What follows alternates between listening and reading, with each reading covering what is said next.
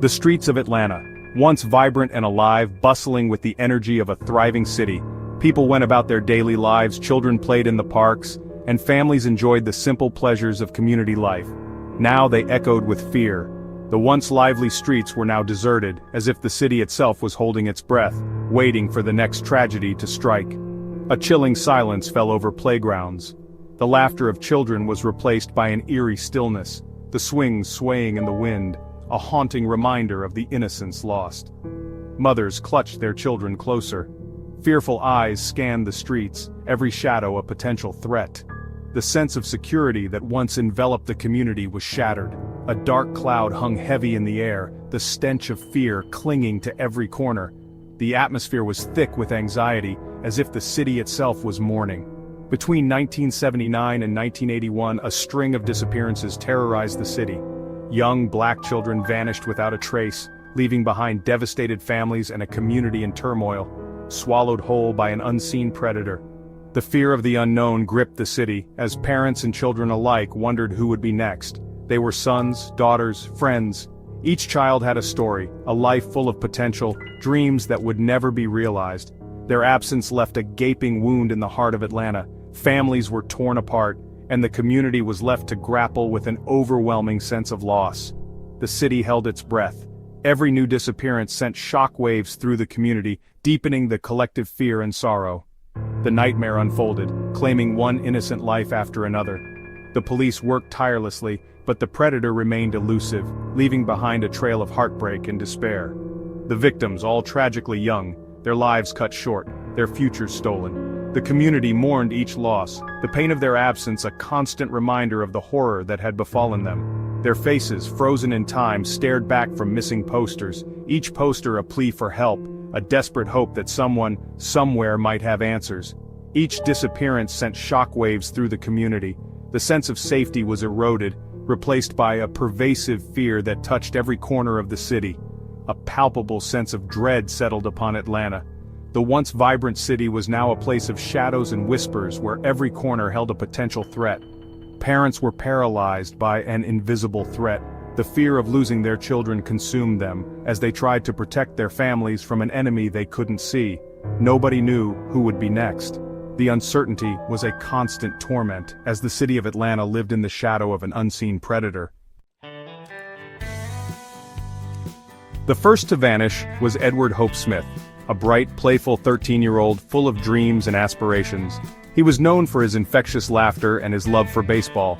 His family described him as a beacon of light in their lives, always eager to help others and make friends. The community was shaken to its core when he disappeared without a trace. He disappeared on July 21, 1979. It was a hot summer day, and Edward had been playing outside with his friends. No one could have imagined that this ordinary day would end in such tragedy.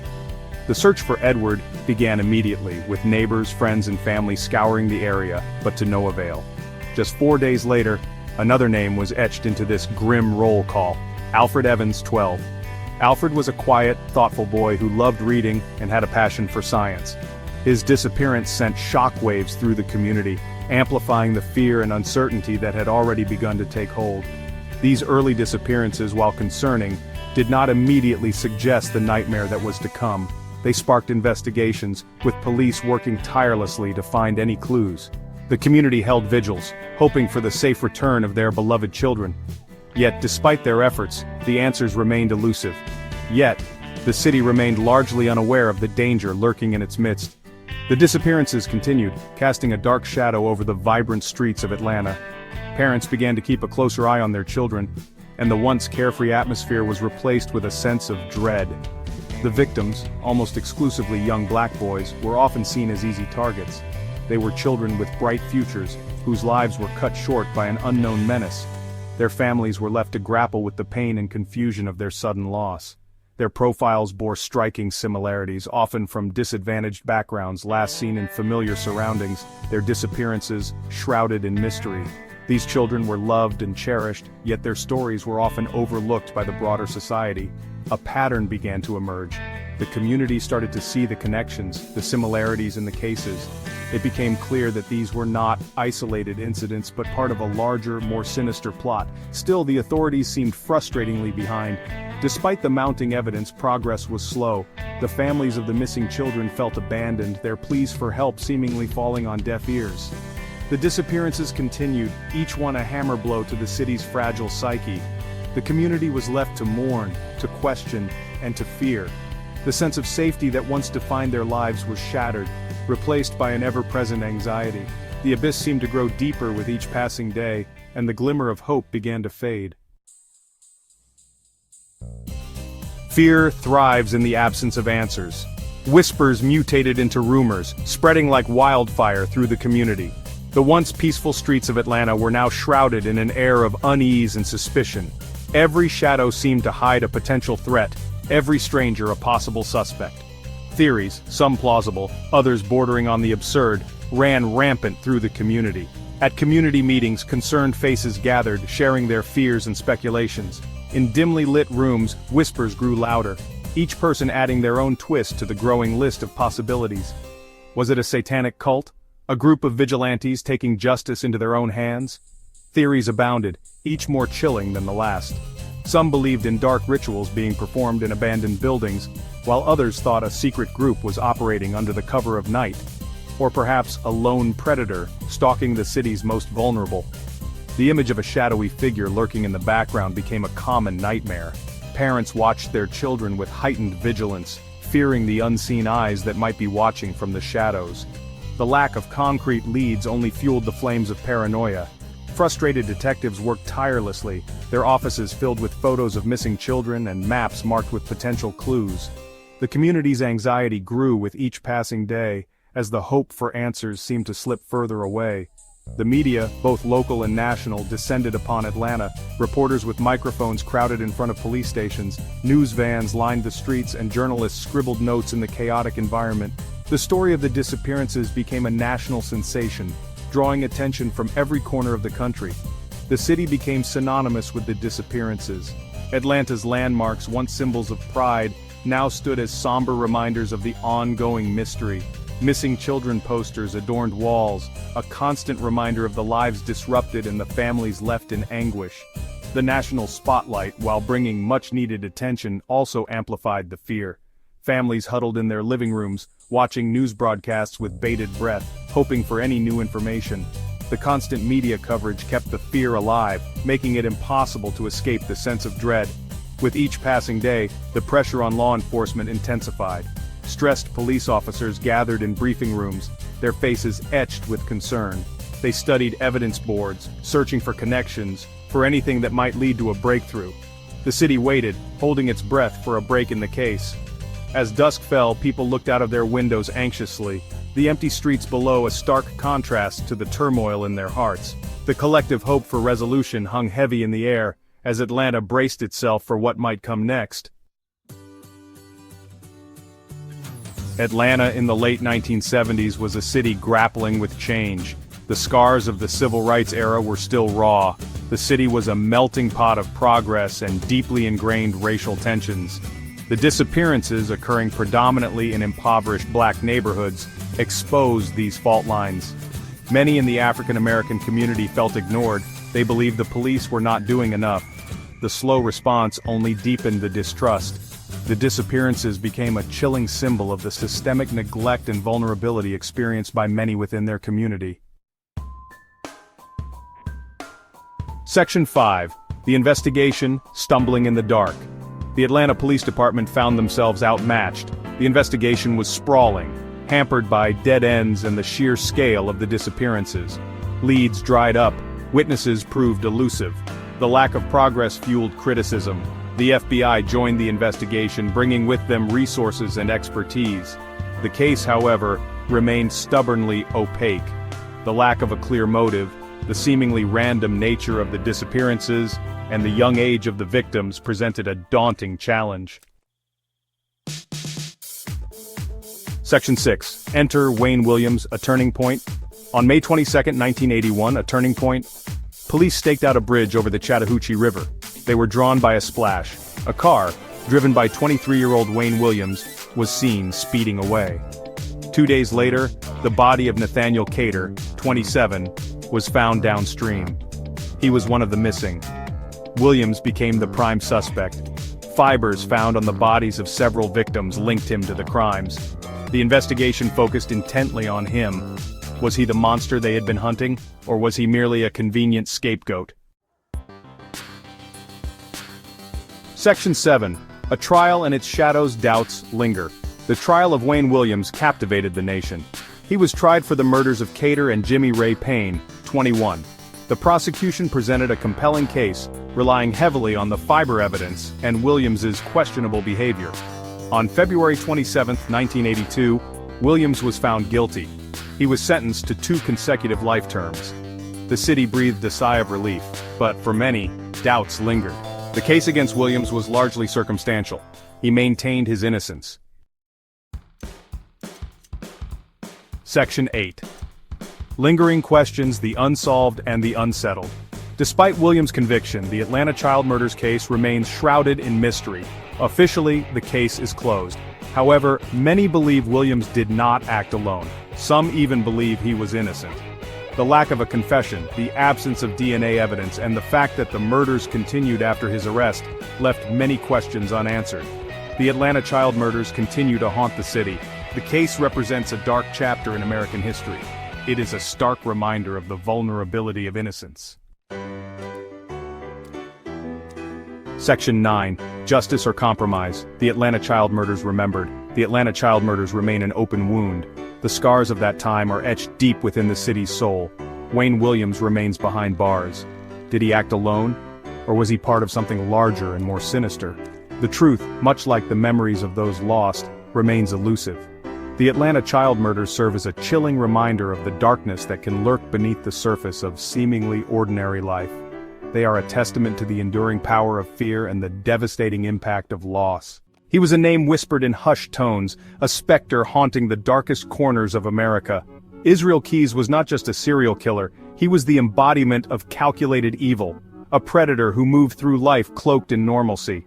Unlike many of his depraved brethren, Keyes reveled in the absence of a signature. He was a chameleon, shifting his methods with each kill, leaving investigators grasping at shadows. Keyes meticulously crafted his persona, constructing a facade of normalcy so convincing that it would take years for the truth to unravel. He was a construction worker, a family man, a face lost in the crowd, but behind the mask of ordinariness lurked a predator of unparalleled cunning, a master manipulator who turned the mundane into the macabre. His crimes spanned a continent, leaving a trail of shattered lives and unanswered questions. He toyed with authorities, relishing the fear he instilled with each carefully planned attack. Keyes was a nightmare made flesh, a chilling reminder that the most terrifying monsters often wear the most ordinary faces. And the most terrifying aspect of all, we may never know the true extent of his crimes. The seeds of darkness often find fertile ground in the shadows of a troubled childhood. In the case of Israel Keyes, these seeds were planted early and nurtured by an environment that was both isolating and oppressive. His story is a chilling reminder of how a toxic upbringing can shape a person's destiny in the most horrifying ways. For Israel Keyes, those shadows stretched long and deep, shrouding his formative years in a veil of isolation and despair. The rural home where he grew up was not just physically isolated but emotionally barren, a place where the seeds of his dark future were sown. Born into a deeply religious family on the fringes of society, Keyes grew up estranged from the normalcy most children take for granted. His family adhered to extremist beliefs that further alienated them from the outside world, creating an insular environment where young Israel had little exposure to anything beyond their rigid doctrines. His family, steeped in extremist beliefs, lived a life of seclusion, rejecting the modern world and its temptations. This isolation was not just physical but also ideological, as they shunned any influence that did not align with their narrow worldview. This created a breeding ground for the dark thoughts that would later consume Keyes. Young Israel, starved for connection and starved for something he couldn't name, found solace in the company of violence. The lack of emotional support and the oppressive atmosphere at home left him searching for an outlet, and unfortunately he found it in the most disturbing of ways. Animals became his first victims, their silent suffering a testament to the darkness festering within. This early cruelty was a clear warning sign, a red flag that something was deeply wrong. Yet, in the isolation of his upbringing, these signs went unnoticed, or worse, were ignored. As Keyes grew older, his fascination with death morphed into something more sinister. The violent tendencies that began with animals soon escalated, as his mind became a dark playground for increasingly twisted fantasies. These were not just idle thoughts, but detailed plans that he would later act upon. He began to fantasize about inflicting pain on humans, his mind conjuring up scenarios of control and domination. These fantasies were fueled by the isolation and the extremist beliefs that had been ingrained in him from a young age. They provided a twisted sense of purpose and power that he craved. These dark fantasies, fueled by isolation and a warped sense of reality, festered within him, slowly twisting him into the monster he would become. The lack of any positive influence or intervention allowed these thoughts to grow unchecked, turning his mind into a breeding ground for evil. The warning signs were there, whispers of the depravity to come. These whispers were not just in his actions but also in his demeanor, the way he interacted with the world around him. Yet, in the echo chamber of his isolated upbringing, these signs were drowned out by the overwhelming silence. But in the isolation of his upbringing, those whispers went unheard, lost in the echo chamber of extremism and neglect. The environment that should have nurtured him instead became a crucible for his darkest impulses, shaping him into the person he would become. The monster was growing stronger, and soon, the shadows would no longer contain him. The isolation and neglect that had defined his early years had done their work, and the world would soon come to know the true extent of the darkness that had been festering within him all along.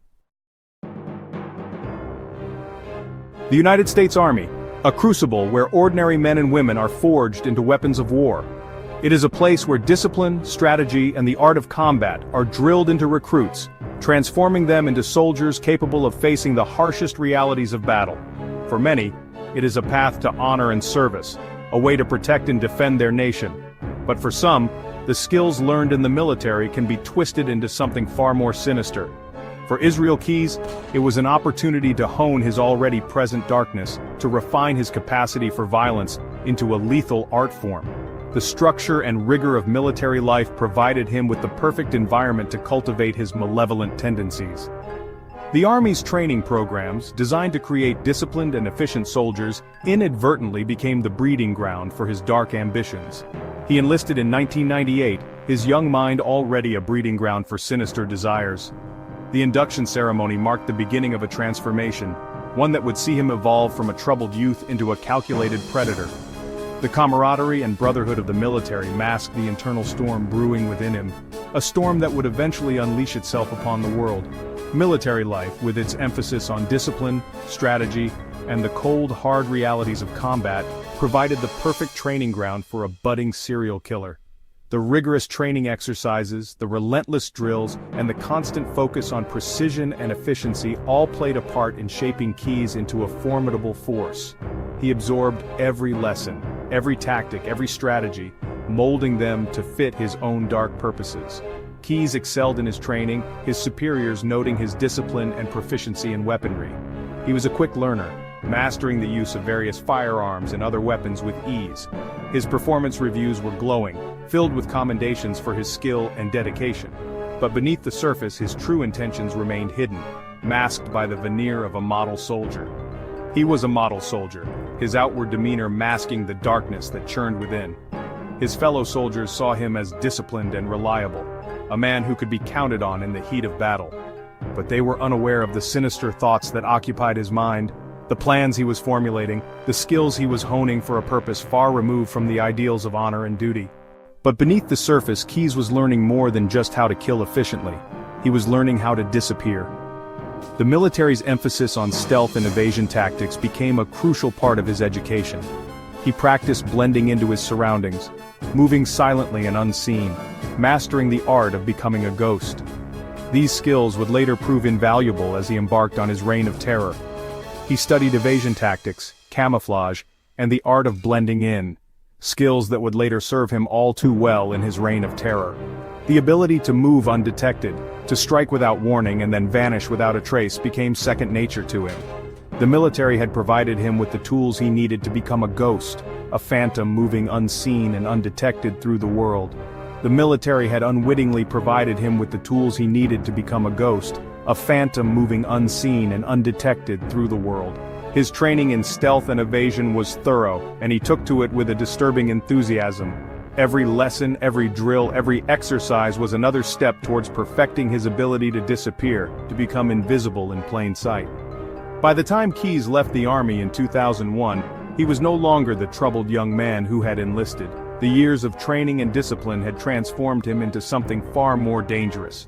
He had become a weapon, honed to a razor's edge, his mind a repository of deadly skills and knowledge. The military had given him the tools, and now he was ready to use them. He was a weapon, honed to a razor's edge, his mind a repository of deadly skills and knowledge. The discipline and training he had received in the army had shaped him into a formidable force, one that was now unleashed upon the world. The monster was now fully formed, a predator with the skills of a soldier and the cunning of a killer. The monster was now fully formed, unleashed upon the world with a soldier's discipline and a predator's cunning.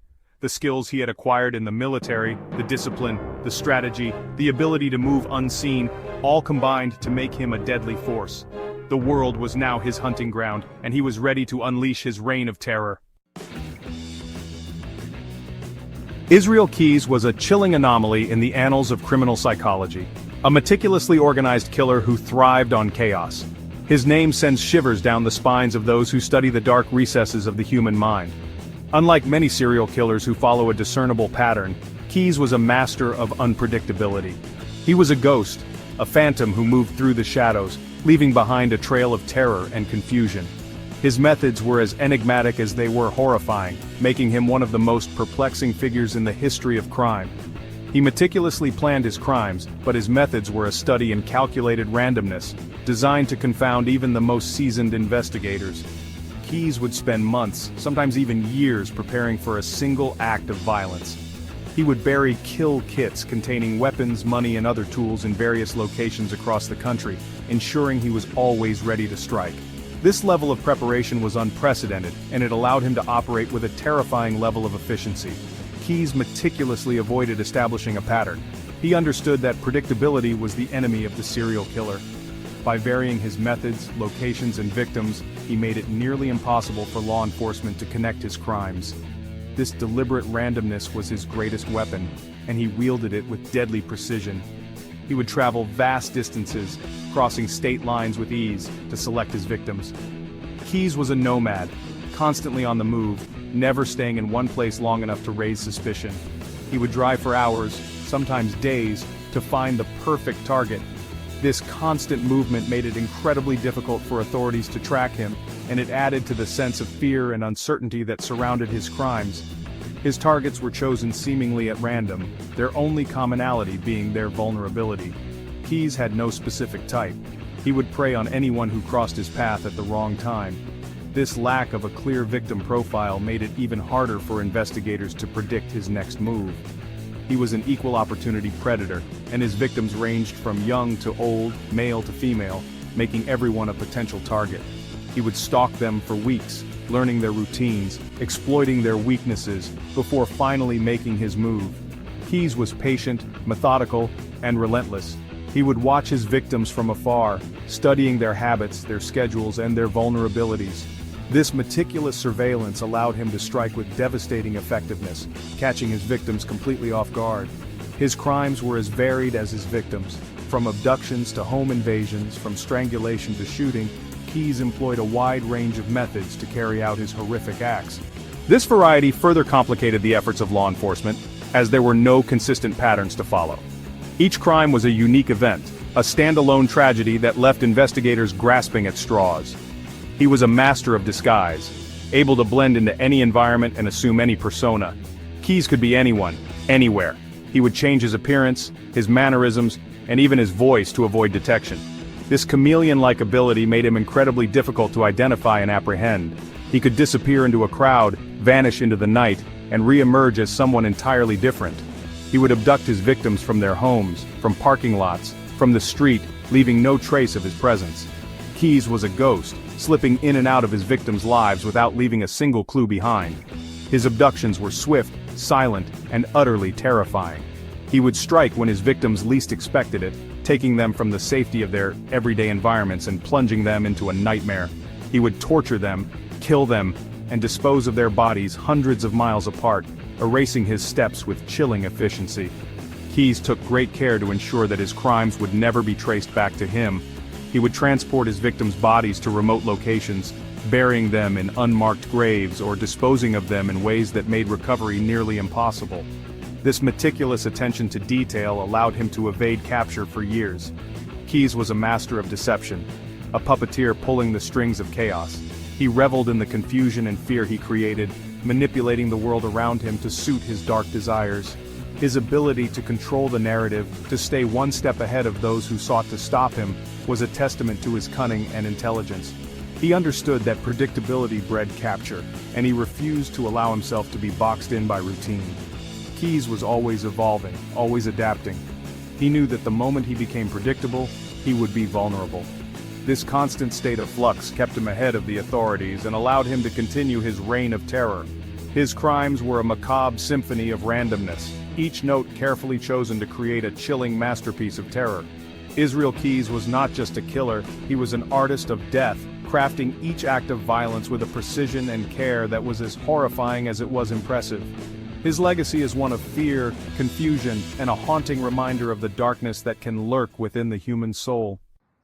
The night of November 13, 1974, began like any other in the quiet neighborhood of Amityville, Long Island. The streets were calm, the houses stood silent, and the air carried a sense of peace that only a small, close-knit community could offer. It was a night like countless others, where families felt safe within the walls of their homes, and the troubles of the world seemed far away. A light breeze rustled through the trees, whispering secrets to the night. The leaves danced gently, casting fleeting shadows on the ground as if nature itself was trying to communicate a warning that went unheard. Families settled in for the night, unaware of the darkness creeping towards 112 Ocean Avenue. Children were tucked into bed, parents relaxed in their living rooms, and the hum of everyday life filled the air. It was a scene of normalcy, of routine, of the mundane comforts that make up the fabric of suburban life. Inside the large Dutch colonial house, however, a storm was brewing. This was no ordinary storm, but one that would leave a permanent scar on the community. The house, with its distinctive gambrel roof and iconic windows, stood as a silent witness to the unfolding tragedy. It wasn't a storm of wind and rain, but one of madness and violence. Shadows moved inside the house, flickering lights hinted at the chaos within. The tranquility of the night was about to be shattered in the most horrific way imaginable. By morning, the quaint facade of the DeFeo family home would be shattered, revealing a scene of unimaginable horror. 6 lives brutally taken. The sun rose to illuminate a house that had become a crime scene, a place where innocence was lost, and nightmares became reality. One chilling question left hanging in the air: what happened inside 112 Ocean Avenue? The number 112, once just an address, now carried a weight of dread and mystery. It became a symbol of the inexplicable, a question mark that loomed over the town. Some say evil permeates the very foundation of that house. They speak of a malevolent force, an evil presence that drove the events of that night. The house, with its dark history, became a focal point for tales of the supernatural, of forces beyond human understanding. Others claim it was a tragic case of a family torn apart by their own demons. The DeFeo family, once seemingly perfect, had hidden cracks that widened into chasms of despair and violence. The fragmented family photo, a poignant reminder of what once was, now lay shattered, much like the lives it depicted. Tonight, we delve into the horrifying events of that fateful night. We examine the evidence, we explore the theories, the flashing lights of the police cars, the hushed whispers of the neighbors, all paint a picture of a community grappling with the unthinkable. We ask the question that has haunted this small town for decades: was it just a man, or was it something more sinister at play? The full moon cast an eerie glow on the house, as if nature itself was spotlighting the mystery that lay within. Get ready, because tonight, we're diving headfirst into the chilling truth behind the Amityville murders. We will peel back the layers of myth and reality to uncover the true story of what happened on that ordinary night that turned into an unthinkable horror. The DeFeo family seemed on the surface like any other. Patriarch Ronald DeFeo Sr. ruled with an iron fist. His wife Louise tried to keep the peace. They had 5 children: Ronald Jr., Butch, Dawn, Allison, Mark, and John. However, behind the facade of normalcy, darkness festered. Ronald Sr. was known for his explosive temper and abusive behavior. The children lived in fear. Whispers of family secrets and simmering resentment followed them like shadows. The house at 112 Ocean Avenue, with its grand exterior and spacious rooms, should have been a haven. Instead, it became a pressure cooker. The family's dysfunction intensified within its walls. Neighbors reported shouting matches, doors slamming. Some even claimed to see fleeting figures in the windows, shadows moving just out of sight. Whether these were genuine paranormal occurrences or simply the product of an overactive imagination, one thing was clear: the DeFeo family harbored secrets, and those secrets would soon paint the walls of their home with blood. Around 3:15 a.m., the silence of the night was shattered by the roar of a .35 caliber Marlin rifle. The tranquility of the suburban neighborhood was abruptly replaced by a sense of dread and confusion. The stillness of the night, which had been a comforting blanket for the residents, was now a haunting reminder of the violence that had just occurred. 6 shots rang out, each one a nail in the coffin of the DeFeo family's fate. The echoes of the gunfire reverberated through the quiet streets, a grim symphony that marked the end of innocence for this peaceful community. Neighbors, startled from their sleep, would later recount the chilling sounds that pierced the night, unaware of the horror unfolding just a few houses away. Upstairs in their beds, Ronald Sr., Louise, Dawn, Allison, Mark, and John were systematically executed. The family, who had once shared laughter and love within these walls, now lay lifeless, victims of an unimaginable act of violence. Each shot was a calculated move, a deliberate act that left no room for mercy or hesitation. Each family member was found lying face down, their dreams extinguished in a torrent of violence. The sight was a macabre tableau, a stark contrast to the warmth and safety that a home is supposed to provide. The positions of their bodies suggested a sudden, overwhelming force, one that left them no chance to react or escape. But amidst the carnage, there was an eerie absence, a struggle, a cry for help, any sign that the victims had tried to fight back. It was as if they had been caught in a nightmare from which they could not wake. The silence of their final moments was deafening, a void that spoke volumes about the terror they must have felt. It was as if they had accepted their gruesome fate. The lack of defensive wounds or signs of a struggle puzzled investigators, leading them to question the circumstances of the murders. How could an entire family be so easily subdued? What kind of fear or coercion had kept them from fighting back? The killer, as we know, was 23-year-old Ronald Butch DeFeo Jr., a young man with a troubled past. Butch had a history of erratic behavior and conflicts with his family. Yet, no one could have predicted the extent of his rage or the cold-blooded nature of his actions that night. He would later claim that voices, demonic whispers urging him on, had driven him to commit the horrific act. These alleged voices, he said, had tormented him, pushing him to the brink of sanity. Whether these claims were a desperate attempt to explain the inexplicable or a genuine glimpse into his disturbed mind, they added a chilling layer to an already horrifying story. But the calculated precision of the murders, the lack of any struggle, painted a different picture.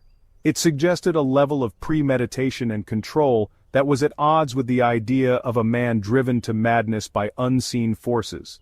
The methodical nature of the killings indicated a mind that was disturbingly clear and focused on its deadly mission.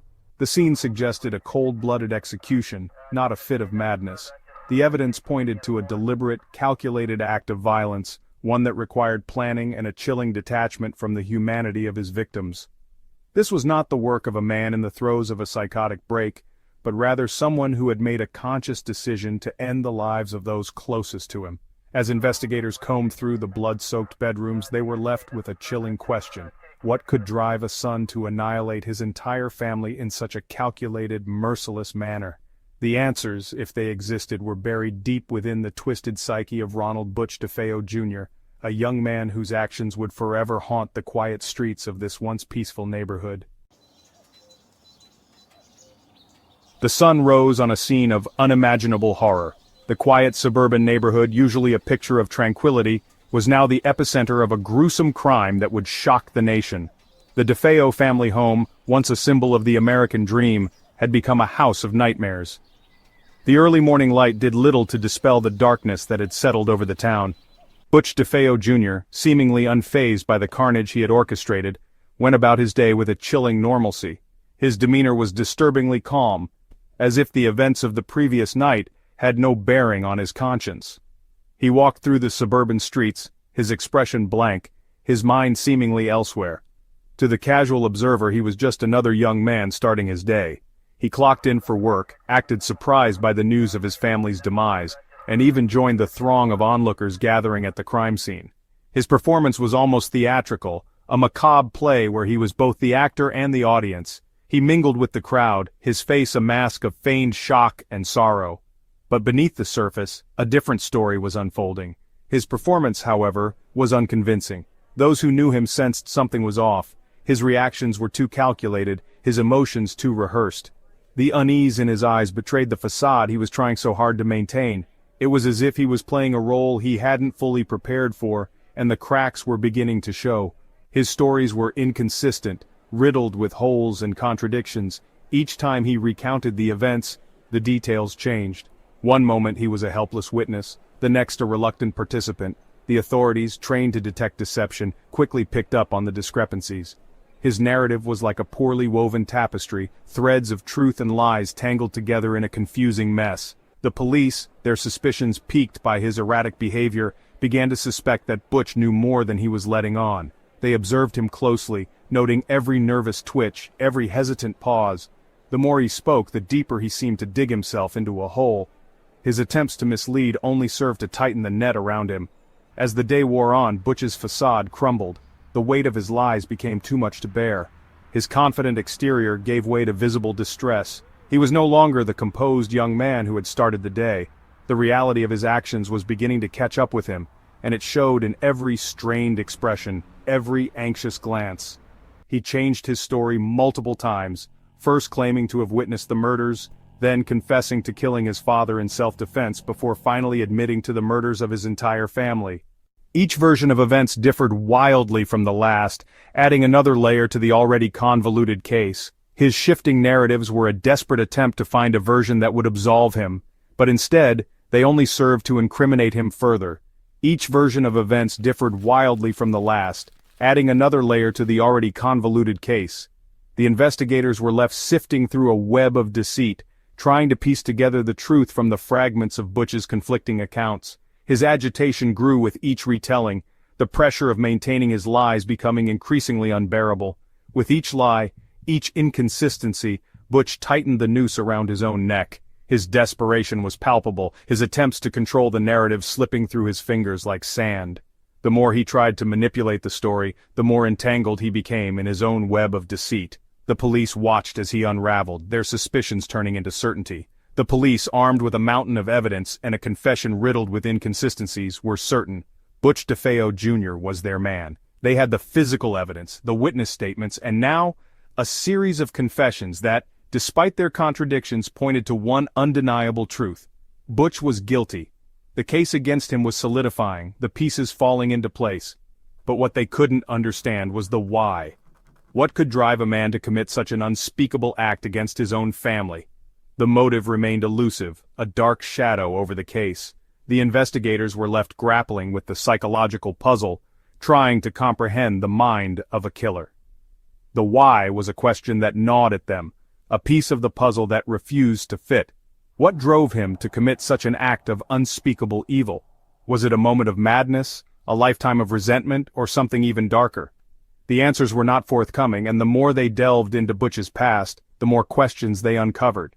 The house, now a symbol of horror, stood as a silent witness to the events that had transpired within its walls. That question, like a specter, would continue to haunt the investigation. The search for answers would lead them down dark paths, exploring the depths of human nature and the capacity for evil. The case of Butch DeFeo Jr. was not just a story of a crime, but a journey into the heart of darkness, a reminder of the thin line between sanity and madness. Dennis Rader. To the unsuspecting residents of Wichita, Kansas, he was a man of normalcy, a face in the crowd. He blended seamlessly into the fabric of everyday life, never drawing undue attention to himself. He He was a husband, a father, a devout churchgoer. His family saw him as a loving and responsible man, someone who provided for them and participated in their lives with genuine interest. A respected member of the community, he attended local events, shook hands with neighbors, and was always ready to lend a helping hand.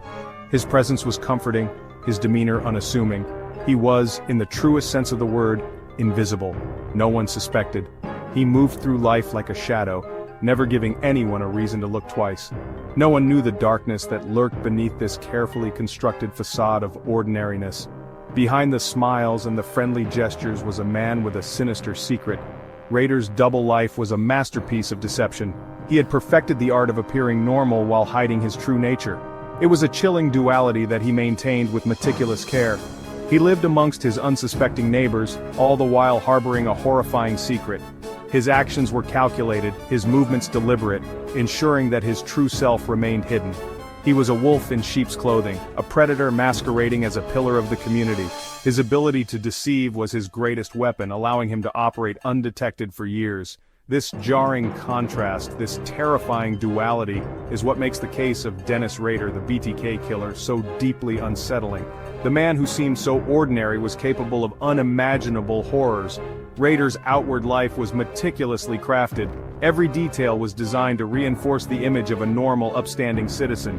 He was methodical in his approach, leaving nothing to chance. He was a Boy Scout leader, guiding young minds. He took on roles that would further cement his image as a trustworthy and reliable individual, someone who could be counted on.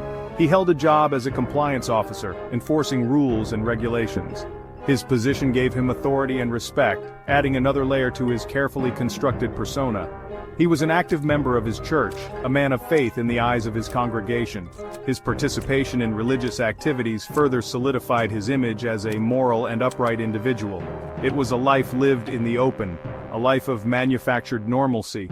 He engaged in everyday activities, blending in with his surroundings, never giving anyone a reason to doubt his integrity. He was hiding in plain sight, a master manipulator who used the mundane to shield himself from suspicion. His ability to appear ordinary was his greatest disguise. His story is a stark reminder that evil often lurks in the most unexpected places, concealed by a veneer of normalcy that can be as convincing as it is terrifying. The case of Dennis Rader forces us to confront the unsettling reality that sometimes the most dangerous individuals are the ones who seem the most ordinary. The acronym BTK, chilling in its simplicity, stands for Bind, Torture, Kill. This was not merely a descriptor of Dennis Rader's modus operandi, it was his self-proclaimed title, a chilling moniker he used to brand his heinous acts.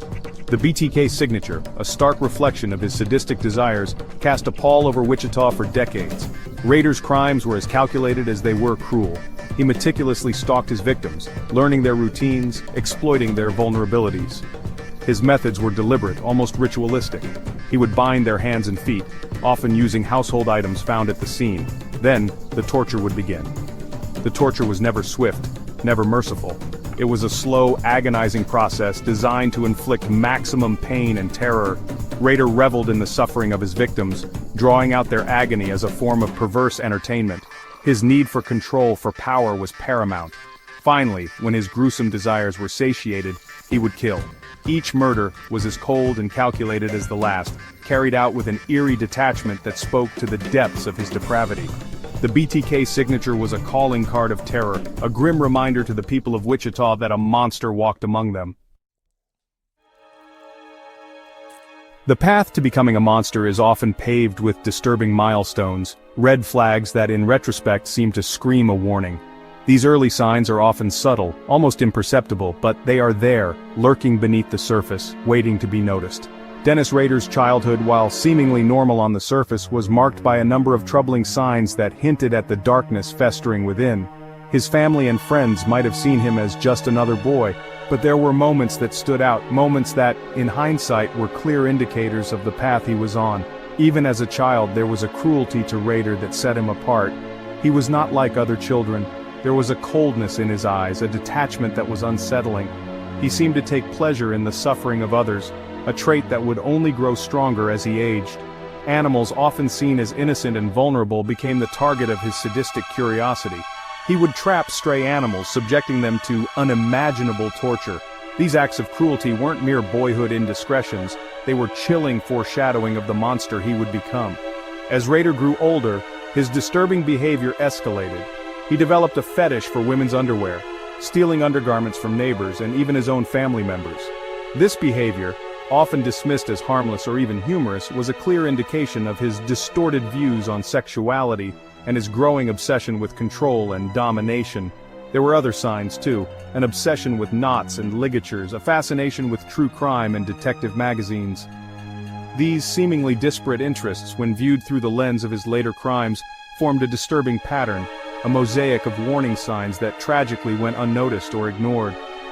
The seeds of darkness sown in childhood had taken root, slowly twisting him into the monster known as BTK. His actions were not random, they were the result of a deeply ingrained pathology, a darkness that had been growing within him for years. As he entered his teenage years, Rader's behavior became more erratic and more dangerous. He began to stalk women, watching them from the shadows, fantasizing about the control he could exert over them. His fantasies grew darker, more violent, and he began to plan how he could turn these fantasies into reality. His fetish for women's underwear was not just about the thrill of stealing, it was about power and control. He would wear the stolen garments, imagining himself as his victims, feeling the power he held over them. This behavior was a clear sign of his growing obsession with domination and control. His obsession with knots and ligatures was another troubling sign. He would spend hours practicing different types of knots, perfecting his technique. This was not just a hobby, it was a preparation for the crimes he would later commit. His fascination with true crime and detective magazines was also a clear indicator of his dark interests. He would read about other criminals, learning from their mistakes, planning how he could avoid capture. These interests, when viewed in isolation, might seem harmless, but together they formed a disturbing pattern. They were the building blocks of the monster he would become, the early warning signs that, if noticed, might have prevented the horrors he would later commit. The seeds of darkness sown in childhood had taken root, slowly twisting him into the monster known as BTK. His actions were not random, they were the result of a deeply ingrained pathology, a darkness that had been growing within him for years.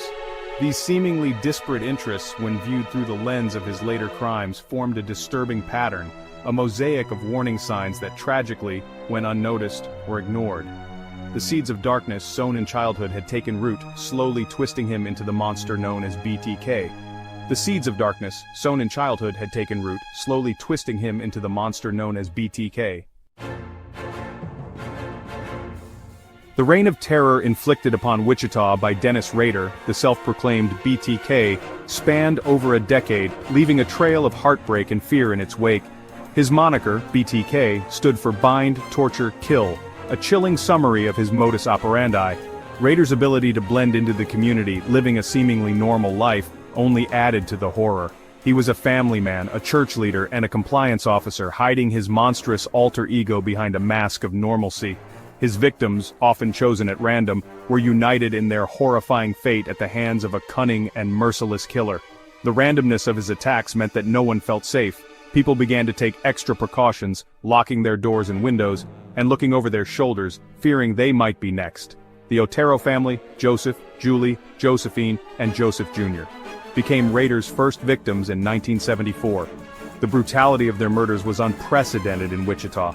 Joseph and Julie were found bound and strangled, while their children, Josephine and Joseph Jr., met similarly horrific fates. The community was left in shock, unable to comprehend the savagery of the crime. Their murders, as shocking as they were brutal, sent shockwaves through Wichita.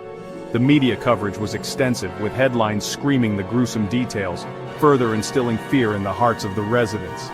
The police were under immense pressure to catch the perpetrator, but Rader was meticulous, leaving behind little evidence. The meticulous manner in which their lives were taken, the chilling discovery of their bound bodies, marked the beginning of a nightmare for the city. Rader's methodical approach to his crimes made him a formidable adversary for law enforcement. He took his time, ensuring that every detail was perfect, every knot tied just right, every scene left in a state of eerie calm. 4 years later, in 1978, Rader claimed the life of Shirley Vian. Her murder was as calculated and cold-blooded as the Otero family's.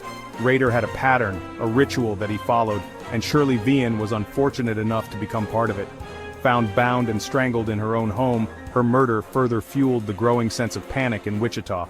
The community's fear was palpable, with residents feeling the weight of the invisible threat that loomed over them. The police were working tirelessly, but raiders' ability to evade capture only added to the city's anxiety. The city was on edge, haunted by the knowledge that a predator lurked among them.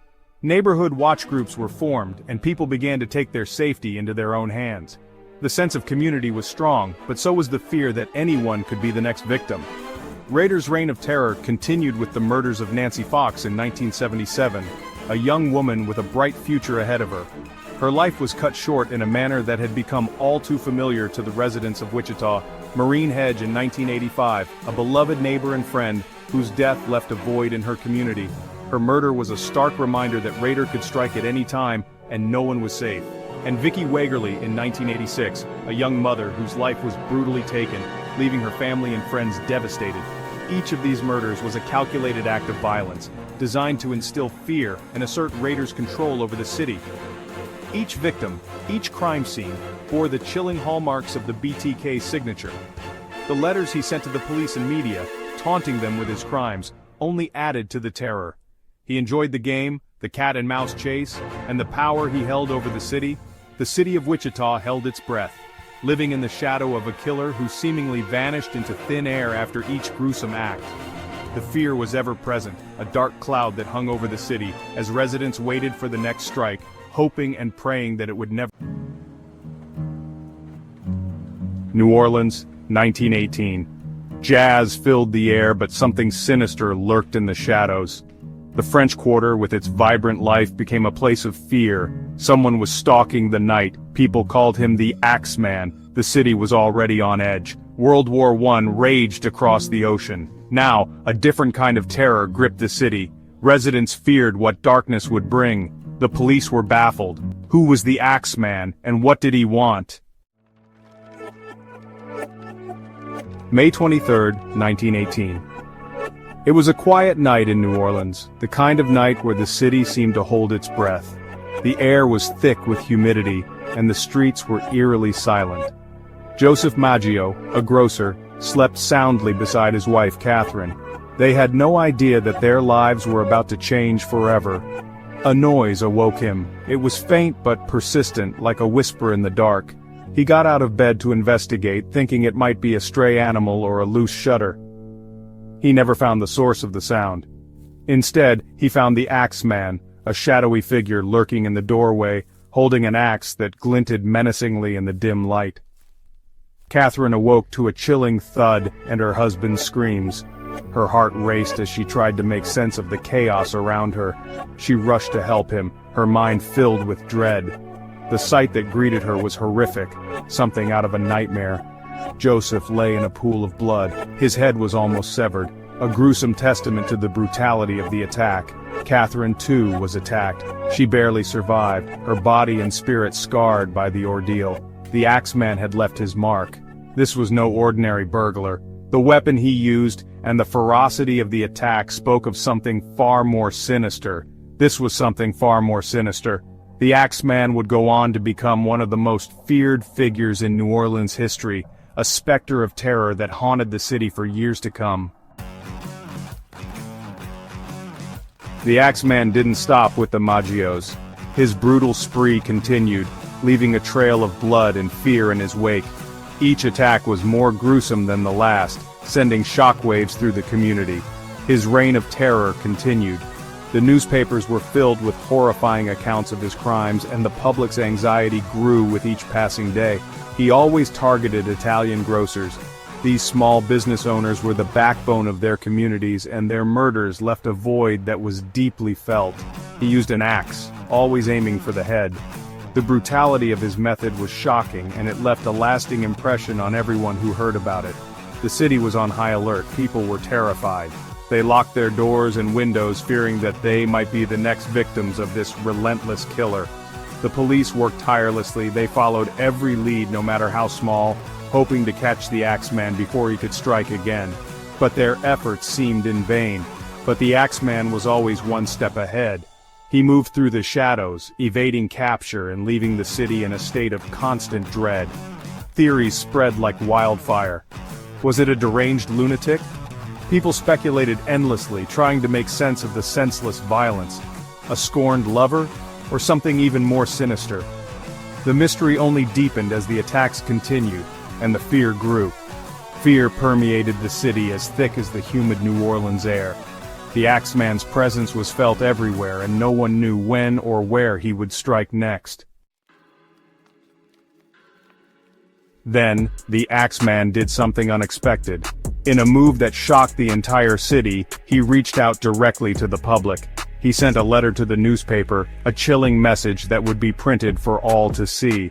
In this letter, he claimed responsibility for the brutal murders that had terrorized the city. He promised more to come, instilling fear and uncertainty in the hearts of the residents. But there was a catch, a sinister twist that no one saw coming. He offered a chilling deal, one that would force the city to make a choice.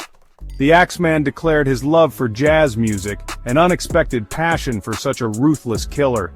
He promised to spare any house where jazz was playing, a bizarre and terrifying ultimatum. On the night of March 19, 1919, every venue in New Orleans was packed with people. Jazz music filled the streets, a desperate plea for mercy from a city gripped by fear.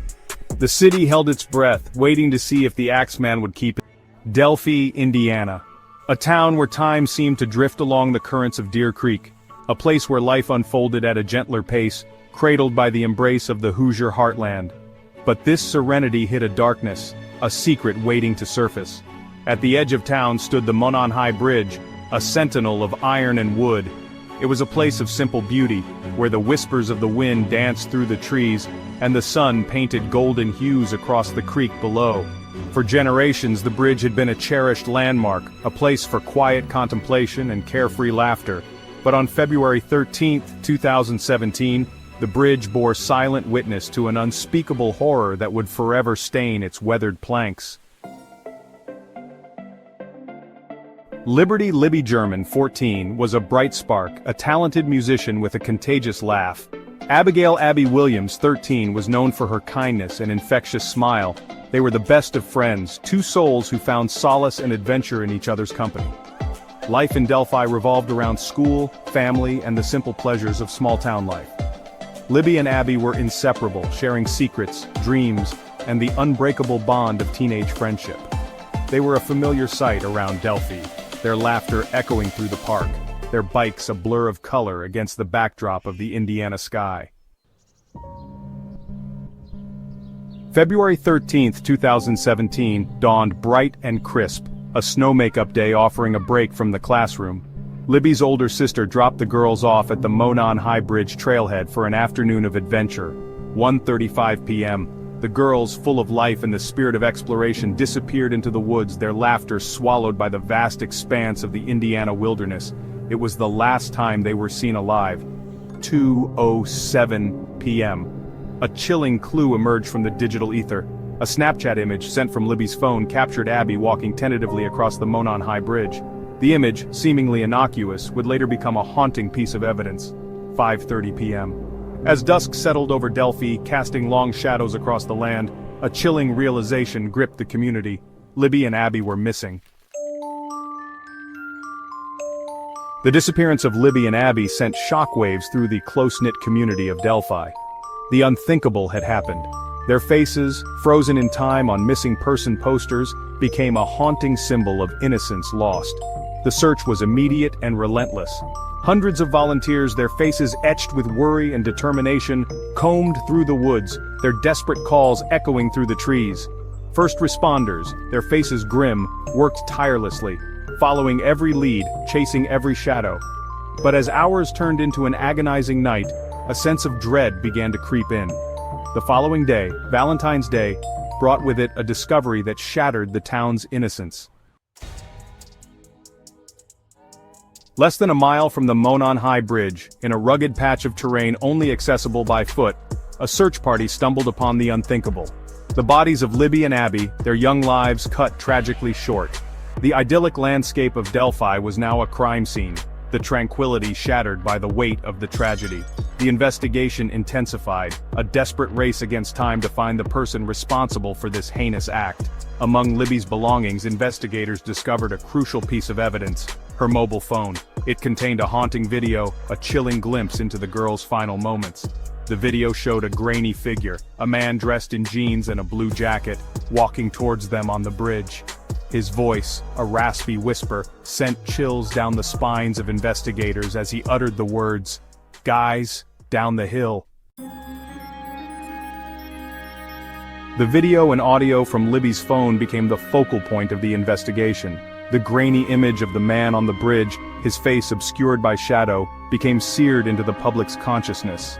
He became known as the Bridge Guy, a phantom haunting the dreams of a community desperate for answers. 2 distinct police sketches were released, each offering a slightly different interpretation of the man's features. Tips poured in, each one meticulously investigated, but the case remained unsolved. Years passed, seasons changed, but the memory of Libby and Abby and the mystery of their killer lingered like a ghost in the Indiana air.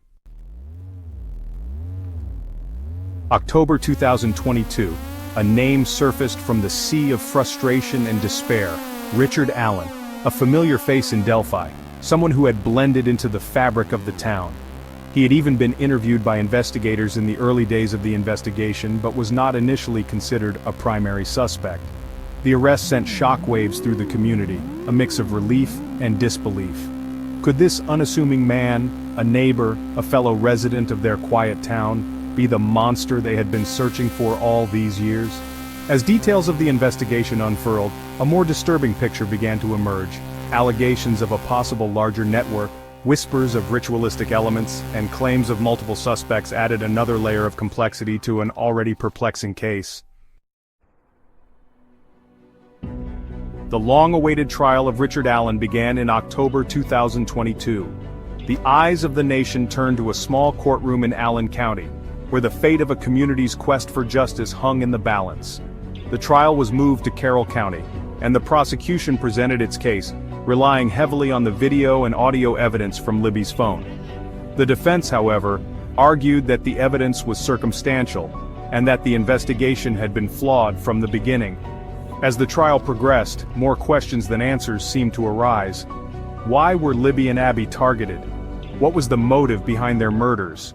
Were there other individuals involved? The Delphi murders serve as a stark reminder that darkness can lurk in the most unexpected of places, shattering the tranquility of small-town life. The quest for justice for Libby and Abby continues, a testament to the resilience of a community determined to honor their memory. The case remains shrouded in mystery, a haunting reminder of the fragility of innocence and the enduring power of hope in the face of tragedy. The bridge to tragedy still stands, a silent sentinel overlooking the creek, forever linked to the memory of 2 young lives cut short. The air was crisp and cool, pine trees whispered secrets in the mountain breeze. Keddie Resort, nestled in the Sierra Nevada foothills of California, promised tranquility. But on the night of April 11, 1981, evil descended upon Cabin 28. Peace shattered, replaced by a scene of unimaginable violence. The Sharp family, seeking refuge from city life, had no idea of the horror that awaited. Glenna Sue Sharp, a loving mother of 5, was there with her children. John, 15, playful and full of life. Sheila, 14, on the cusp of womanhood. Tina, just a child at 12, with a bright smile that could light up a room. Joining them were John's friend, 12-year-old Dana Wingate, and Greg, Sue's 15-year-old son from a previous relationship. The children played board games, their laughter echoing through the cabin. Sue chatted with her neighbor, unaware that darkness was closing in. Hours later, their peaceful retreat would transform into a scene of unspeakable horror. The very walls would cry out in silent testimony to the brutality inflicted that night. The following morning, the sun cast long shadows over the resort. A horrifying discovery awaited inside Cabin 28. Sue, John, and Dana lay lifeless, bound with electrical wire and medical tape. The murder weapons, a hammer and 2 knives, were left behind, a chilling testament to the killer's rage. Sue had fought bravely, her body bearing the brunt of the attack. John and Dana, bound and defenseless, had met the same gruesome fate. The brutality of the scene sent shockwaves through the small community. Who could commit such a heinous act and why? Adding to the horror, 12-year-old Tina was missing. Had she been spared, or was she taken by the killer? The question hung heavy in the air, a terrifying mystery that would haunt investigators for years to come. The search for Tina became intertwined with the desperate hunt for the Keddy Cabin murderer. While the exact details of that fateful night remain shrouded in mystery, investigators pieced together a chilling timeline. Sometime after 10 p.m., when Sue last spoke to her neighbor, evil entered Cabin 28. The killer, or killers, subdued Sue, John, and Dana, binding them with meticulous care. The absence of defensive wounds on John and Dana suggests they were overpowered quickly, possibly while sleeping. The sheer brutality inflicted upon Sue, however, indicates a personal vendetta, a rage that knew no bounds. Was she the intended target all along? Amidst the chaos, Tina vanished. Did she witness the murders, her abductor whisking her away to silence her, or was she targeted for a more sinister purpose? The mystery of Tina's disappearance deepened the horror of the Keddy Cabin murders, adding a chilling layer to an already incomprehensible crime. The following morning, Sheila Sharp awoke to a strange silence. The usual sounds of her family were absent. Stepping into the living room, she stumbled upon a scene that would forever scar her young mind. Her mother, brother, and Dana lay dead, their bodies a testament to the horrors that unfolded just hours earlier. Overcome with terror, Sheila fled the cabin, seeking help from a neighbor. The authorities arrived to find a scene of unimaginable brutality. The murder weapons were left behind, as if placed deliberately. A bloody footprint, too small to belong to any of the victims, hinted at the presence of an unknown assailant. The tranquility of Keddy Resort was shattered, replaced by the chilling reality of a triple homicide. Whispers of the murders spread like wildfire, leaving the community reeling in shock and disbelief. Who could commit such a horrific act, and why target the Sharp family? The search for answers had begun, but the path to justice would prove long and arduous. Section 5. A labyrinth of clues. Despite the abundance of physical evidence, the Keddy Cabin murders became a tangled web of dead ends and false leads. Fingerprints were lifted, DNA samples collected, but none matched any known offenders in the system. The bloody footprint, too small to be of any use, remained a haunting reminder of the killer's presence. The murder weapons, a hammer and 2 knives, offered little help. They were common household items, untraceable to any specific owner. Interviews with neighbors and acquaintances yielded no substantial breakthroughs. The killer, it seemed, had vanished into thin air, leaving behind a trail of unanswered questions. Adding to the frustration, the crime scene had been compromised. Due to miscommunication and the chaotic nature of the initial investigation, potential evidence was lost or contaminated. The passage of time further muddied the waters, making it increasingly difficult to separate fact from fiction. Section 6. Shadows of Suspicion. As days turned into weeks and weeks into months, the investigation into the Keddy Cabin murders stalled. The lack of concrete leads fueled speculation, casting a wide net of suspicion over the small community. Among the persons of interest, 2 names emerged from the shadows: Martin Smart and a man known only as Beau Boubaid. Martin Smart, a neighbor with a history of violence and mental instability, had quarreled with Sue Sharp in the days leading up to the murders. He had even made threats against the family, boasting to friends that he would take care of Sue. Adding to the suspicion, Smart vanished from Keddy shortly after the murders, his whereabouts unknown for several years. Beau Boubaid, a mysterious figure with a violent criminal record, had been hired by the resort's owner to do odd jobs. He had been seen near Cabin 28 on the night of the murders and was known to possess a hammer similar to the one used in the killings. However, no concrete evidence linked Boubaid to the crime, and he maintained his innocence until his death in 2001. Section 7. Whispers of Confession. In a chilling twist, years after the murders, a therapist came forward with a startling claim. He alleged that Smart, during a therapy session, confessed to his involvement in the Keddy Cabin murders. According to the therapist, Smart admitted to killing Sue in a fit of rage after an argument. He claimed that Boubaid had assisted him in subduing the other victims and disposing of Tina's body. However, without corroborating evidence, Smart's alleged confession remained inadmissible in court. The therapist's notes, deemed unreliable due to the passage of time and the subjective nature of therapy sessions, were insufficient to secure an arrest warrant. Smart, who had resurfaced in Oregon, denied any involvement in the murders. He died in 2000, taking his secrets, if any, to the grave. Section 8. A Glimmer in the Wilderness. 3 years after the murders, a glimmer of hope emerged from the depths of despair. A skull fragment, later identified as Tina Sharp's, was discovered approximately 100 miles from Keddie. The discovery, while heartbreaking, brought a renewed sense of urgency to the investigation. Could this be the breakthrough they had been waiting for? Despite extensive searches, the rest of Tina's remains were never found. The location of the skull fragment, a remote area frequented by hunters and hikers, offered little in the way of new clues. The mystery of Tina's final moments, and the identity of her abductor, remained unsolved. Section 9. A Haunting Legacy. Over 4 decades have passed since the Keddie Cabin murders, yet the case continues to captivate and confound. The brutality of the crime, the mystery surrounding Tina's disappearance, and the lack of a definitive resolution have left an indelible mark on the small mountain community. The case, though officially cold, remains open, a haunting reminder of the darkness that once descended upon Cabin 28. Will the Keddie Cabin murders ever be solved? Will justice be served for Sue, John, Dana, and Tina? Or will their case remain an unsolved mystery, a chilling tale whispered around campfires and passed down through generations? Only time will tell.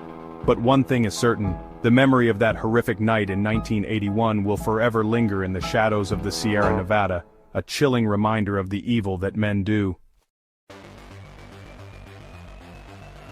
Germany lay in ruins after the First World War. The conflict had left the country devastated, with its cities reduced to rubble and its infrastructure in shambles. The war had not only taken a toll on the physical landscape, but also on the spirit of the German people. The once vibrant and industrious nation found itself grappling with the harsh realities of defeat and destruction. The once proud nation was defeated and humiliated. German soldiers returned home, not as heroes, but as symbols of a lost cause. The civilian population, too, bore the weight of this collective shame. The streets were filled with despondent faces, each one a testament to the deep sense of loss and disillusionment that had gripped the country. The Treaty of Versailles, signed in 1919, imposed harsh penalties on Germany. The terms of the treaty were severe, stripping Germany of its territories, limiting its military capabilities, and demanding exorbitant reparations. The treaty was seen as a diktat, a forced agreement that left Germany with little room for negotiation or reprieve. It blamed Germany for the war and demanded crippling reparations. These reparations were not just financial burdens, they were a constant reminder of Germany's defeat and the humiliation that came with it.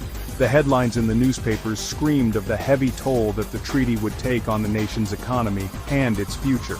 These reparations crippled the German economy. The financial strain was immense, leading to widespread poverty and hardship. Store shelves were often empty, and basic necessities became luxuries that few could afford. The economic landscape was bleak, with no immediate relief in sight. Millions were unemployed, and inflation spiraled out of control. The job market collapsed, leaving countless individuals without work.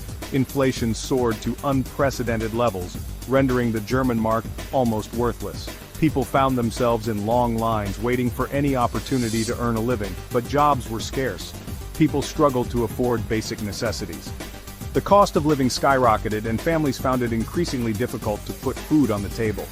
Bread, a staple of the German diet, became a symbol of the economic struggle, with prices fluctuating wildly and often beyond the reach of ordinary citizens. The social fabric of Germany was also in tatters. Homelessness became rampant, and many lived in dilapidated housing conditions. The sense of community and solidarity that had once defined German society was eroding, replaced by a pervasive sense of despair and hopelessness. Returning soldiers faced unemployment and trauma. These men, who had once fought bravely for their country, now found themselves begging on the streets. The psychological scars of war were deep, and the lack of support and recognition only compounded their suffering. The loss of life and the devastation of war left deep scars on the nation's psyche. War memorials dotted the landscape, each one a somber reminder of the lives lost. Families grieved for their loved ones, and the collective mourning became a part of the national consciousness. There was a widespread sense of anger, resentment, and betrayal. The German people felt betrayed by their leaders and the international community. Protests erupted and the streets were filled with angry crowds demanding justice and retribution. Many Germans refused to accept responsibility for the war. They believed that the Treaty of Versailles was a gross injustice, an unfair punishment that did not reflect the true causes of the conflict. Anti-treaty demonstrations became a common sight, with people voicing their dissent loudly and passionately. They felt that the Treaty of Versailles was unjust and humiliating. Public speeches and protest signs echoed this sentiment, calling for a revision of the treaty's terms. The sense of national humiliation was palpable, and it fueled a growing desire for change and redemption. This atmosphere of despair and resentment created a fertile ground for extremist ideologies. Radical groups began to gain traction, offering simple solutions to complex problems. Political graffiti and extremist rallies became increasingly common, reflecting the volatile and polarized nature of the times. People were desperate for change and willing to listen to anyone who promised a better future. The desperation was palpable, and it made the population susceptible to the promises of radical leaders who claimed to have the answers to Germany's woes. The Weimar Republic, established in 1919, was weak and unstable. It struggled to maintain order and provide effective governance. The political system was fraught with inefficiencies, and the government was often seen as out of touch with the needs and concerns of the people. It was unable to provide the leadership and direction that Germany so desperately needed. Political debates were often inconclusive, and government meetings failed to produce meaningful solutions. The lack of decisive action only deepened the sense of crisis and instability. The political landscape became increasingly fragmented and polarized. Different factions vied for power, each with its own agenda and vision for the future. Political clashes were frequent, and the atmosphere was charged with tension and hostility. Numerous political parties emerged, each with its own vision for Germany's future. The multiplicity of parties made it difficult to achieve consensus, and the political scene became a battleground of competing ideologies and interests. On the left, the communists called for a revolution to overthrow the capitalist system. They saw the economic crisis as an opportunity to implement radical change and establish a new social order. Their rallies and speeches attracted those who were disillusioned with the status quo and eager for a new beginning. On the right, nationalist and anti-Semitic groups blamed Jews and other minorities for Germany's problems. They propagated a narrative of betrayal and scapegoating, which resonated with many who were looking for someone to blame for their suffering. Anti-Semitic propaganda became widespread, further deepening social divisions. Amidst this turmoil, a young and ambitious Adolf Hitler began his rise to power. He capitalized on the widespread discontent and presented himself as the savior who could restore Germany's former glory.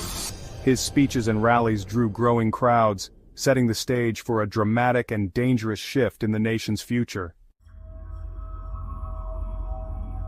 Adolf Hitler was born in Austria in 1889, in the small town of Braunau am Inn. His early years were spent in a modest household where his father, Alois Hitler, worked as a customs official. Alois was known to be strict and authoritarian, often clashing with young Adolf, who was a sensitive and artistic child. His childhood was marked by poverty and a difficult relationship with his father. Alois had high expectations for his son, hoping he would follow in his footsteps and pursue a career in the civil service. However, Adolf's interests lay elsewhere, particularly in the arts. Hitler was a poor student and dropped out of school at the age of 16. His academic struggles were compounded by the death of his father in 1903, which left the family in financial difficulty. Despite his lack of formal education, Hitler was an avid reader and developed a keen interest in history and politics. He dreamed of becoming an artist but was rejected twice by the Vienna Academy of Fine Arts. These rejections were a significant blow to his self-esteem and ambitions.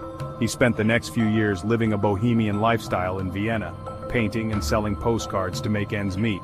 Hitler's time in Vienna proved to be a turning point in his life. The city, with its vibrant cultural scene and diverse population, exposed him to new ideas and perspectives. However, it also deepened his sense of alienation and resentment. He lived in poverty and was exposed to the city's underbelly. The harsh realities of life in Vienna, including the widespread poverty and social inequality, left a lasting impression on him. He often stayed in homeless shelters and soup kitchens, where he encountered many other disenfranchised individuals. Vienna was a melting pot of cultures, and Hitler developed a deep hatred for the city's diverse population. He was particularly hostile towards Jews, whom he blamed for many of society's ills. This period marked the beginning of his radicalization and the development of his anti-Semitic views. He was particularly hostile towards Jews, whom he blamed for many of society's ills. His exposure to anti-Semitic literature and propaganda further fueled his prejudices. He began to see Jews as the root cause of all the problems he perceived in society. During his time in Vienna, Hitler became increasingly interested in politics. He attended political meetings and read extensively on the subject. His views were influenced by the nationalist and anti-Semitic ideologies that were prevalent in Vienna at the time. He was drawn to the ideas of nationalism, anti-Semitism, and pan-Germanism. These ideologies resonated with his own beliefs and experiences. He began to see himself as a savior of the German people, destined to lead them to greatness. He read voraciously, devouring pamphlets and books that espoused these views. His reading included works by prominent nationalist and anti-Semitic writers, which further shaped his worldview. He became convinced that he had a mission to rid Germany of its perceived enemies. Hitler's experiences in Vienna shaped his worldview and set him on the path to becoming the leader of the Nazi Party. His time in the city was a formative period that influenced his later actions and beliefs. It was in Vienna that he developed the ideas that would later form the basis of his political ideology. His early life had instilled in him a deep sense of resentment and a desire for power. The combination of personal failures, economic hardship, and exposure to radical ideologies created a potent mix that fueled his ambitions. His failure to achieve his artistic ambitions left him bitter and disillusioned. He redirected his energies towards politics, where he believed he could make a greater impact. His artistic dreams may have been crushed, but they were replaced by a burning desire to reshape society according to his vision. Vienna, with its social and ethnic tensions, provided fertile ground for his prejudices to take root. The city's complex social fabric and the conflicts he witnessed there played a crucial role in the development of his extremist views. These early experiences in Vienna were instrumental in shaping the man who would later become one of history's most infamous figures. The economic and social turmoil that gripped Germany after World War I was profound and far-reaching. The nation was left in a state of disarray, with its economy shattered and its people struggling to survive. The war had drained Germany of its resources, and the subsequent peace treaty only exacerbated the situation. This created an ideal breeding ground for extremist ideologies like Nazism. The political landscape was chaotic, with numerous factions vying for power and influence. Amidst this chaos, extremist groups found fertile ground to spread their radical ideas. The humiliation of defeat and the harsh conditions imposed by the Treaty of Versailles left many Germans feeling angry and betrayed.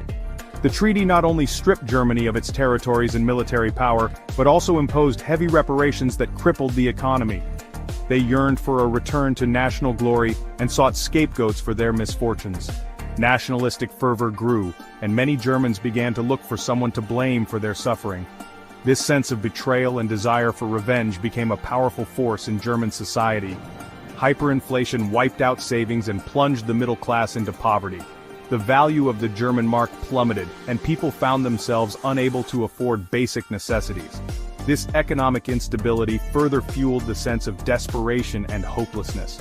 Mass unemployment fueled a sense of desperation and hopelessness, making radical solutions increasingly appealing. With millions out of work, the social fabric of the nation began to unravel. People were willing to listen to anyone who promised a way out of their dire situation. Traditional political parties seemed unable to offer effective solutions, further eroding public trust in the existing order. The Weimar Republic was seen as weak and ineffective, unable to address the pressing issues facing the nation. This lack of confidence in the government created a vacuum that extremist groups were eager to fill. In this climate of uncertainty and fear, extremist groups, including the fledgling Nazi Party, found a receptive audience for their message of hate and resentment. They promised strong leadership and a return to national greatness, appealing to those who felt abandoned by the current system. They exploited economic anxieties, preyed on national pride, and skillfully channeled public anger towards scapegoats like Jews and communists. By identifying clear enemies, they provided simple answers to complex problems which resonated with a populace desperate for change. Hitler's own experiences of poverty and social alienation in Vienna resonated with the anxieties of many Germans. His personal story of struggle and his ability to articulate the frustrations of the masses made him a compelling figure. He offered a seductive, albeit dangerous vision of a powerful and racially pure Germany that would reclaim its rightful place in the world. This vision, combined with his charismatic oratory, drew many to his cause, setting the stage for the rise of one of history's most infamous regimes. In 1919, Hitler joined a small and obscure political party called the German Workers' Party. This party shared his extreme nationalist and anti-Semitic views. Hitler quickly rose through the ranks, becoming its leader in 1921. He proved to be a charismatic and effective speaker, captivating audiences with his fiery rhetoric. Under Hitler's leadership, the party changed its name to the National Socialist German Workers' Party, or Nazi Party for short. He adopted the swastika as the party symbol and created a paramilitary organization called the Sturmabteilung, or SA. The SA, also known as brown shirts, were used to intimidate opponents and disrupt political meetings. The Nazi Party initially remained a fringe group with limited appeal. However, the party's fortunes changed dramatically after the Wall Street crash of 1929. The crash triggered a global economic depression, hitting Germany particularly hard. Millions were thrown out of work, and support for the Nazis surged. People were desperate for change, and saw Hitler as a strong leader who could restore Germany to greatness. The year was 1918. World War I was finally over. Germany was on the losing side. They signed a treaty called the Treaty of Versailles, which blamed Germany for the war. Germany had to pay a lot of money and give up land. Their military was also limited. This made the German people angry and ashamed. They felt like their leaders had betrayed them. The country was in chaos, with different groups fighting for control. In 1919, they tried to start a democracy called the Weimar Republic, but it was weak from the beginning. The government had many problems, especially with the economy and extreme political groups. People wanted a strong leader who could bring back Germany's pride. They didn't know that a dangerous man, Adolf Hitler, would soon appear. In the 1920s, Germany started to recover. But then, the Wall Street crash of 1929 happened, and the whole world went into a Great Depression. Germany was hit very hard. Many people lost their jobs and their savings. Money became worthless. People were starving and desperate. This economic crisis made people lose faith in the Weimar Republic. They wanted a solution, any solution. Extreme political parties both on the left and the right became popular. The Nazis, led by Hitler, took advantage of this. They offered simple answers to complicated problems. They blamed the Jews, communists, and other groups for Germany's problems. Many Germans started to believe them. The Nazi Party started in 1920. At first it was a small group with little power. Hitler joined in 1921 and quickly became a leader. He was a captivating speaker who appealed to people's emotions. His speeches were full of nationalistic ideas. He promised to make Germany great again and blamed the Jews and minorities for their problems. The Nazi Party slowly became more popular in the 1920s. The Great Depression gave them a huge opportunity. They promised jobs, food, and a return to Germany's former glory. This message resonated with people who were unemployed, hopeless, and felt betrayed by the government. The Nazis also used violence and intimidation against their opponents. Their paramilitary group, the SA, scared people and spread fear. By 1932, the Nazi Party was the biggest party in the Reichstag, Germany's parliament. This rise to power was not sudden, but the result of years of strategic planning, propaganda, and exploitation of the economic and political instability that plagued Germany after World War I. The Nazis promised to restore Germany to its former glory, a message that resonated with many Germans who were disillusioned with the current state of affairs. In January 1933, President Paul von Hindenburg appointed Hitler as Chancellor of Germany. Hitler quickly took control. This appointment was a pivotal moment in history, as it marked the beginning of the end for the Weimar Republic and the start of a totalitarian regime. Hitler wasted no time in consolidating his power, using both legal and illegal means to eliminate his political opponents and secure his position. When the Reichstag building burned down in a suspicious fire, he used it as an excuse to take away people's freedoms. The Reichstag fire decree allowed him to arrest communists and other political adversaries, effectively silencing any opposition. This event was a turning point that enabled Hitler to push through his radical agenda with little resistance. The Enabling Act of 1933 gave Hitler absolute power. This act allowed him to enact laws without the involvement of the Reichstag, effectively rendering the parliament obsolete. With this newfound authority, Hitler began to reshape Germany according to his vision, dismantling democratic institutions and replacing them with mechanisms of total control. He banned all other political parties and created a totalitarian state.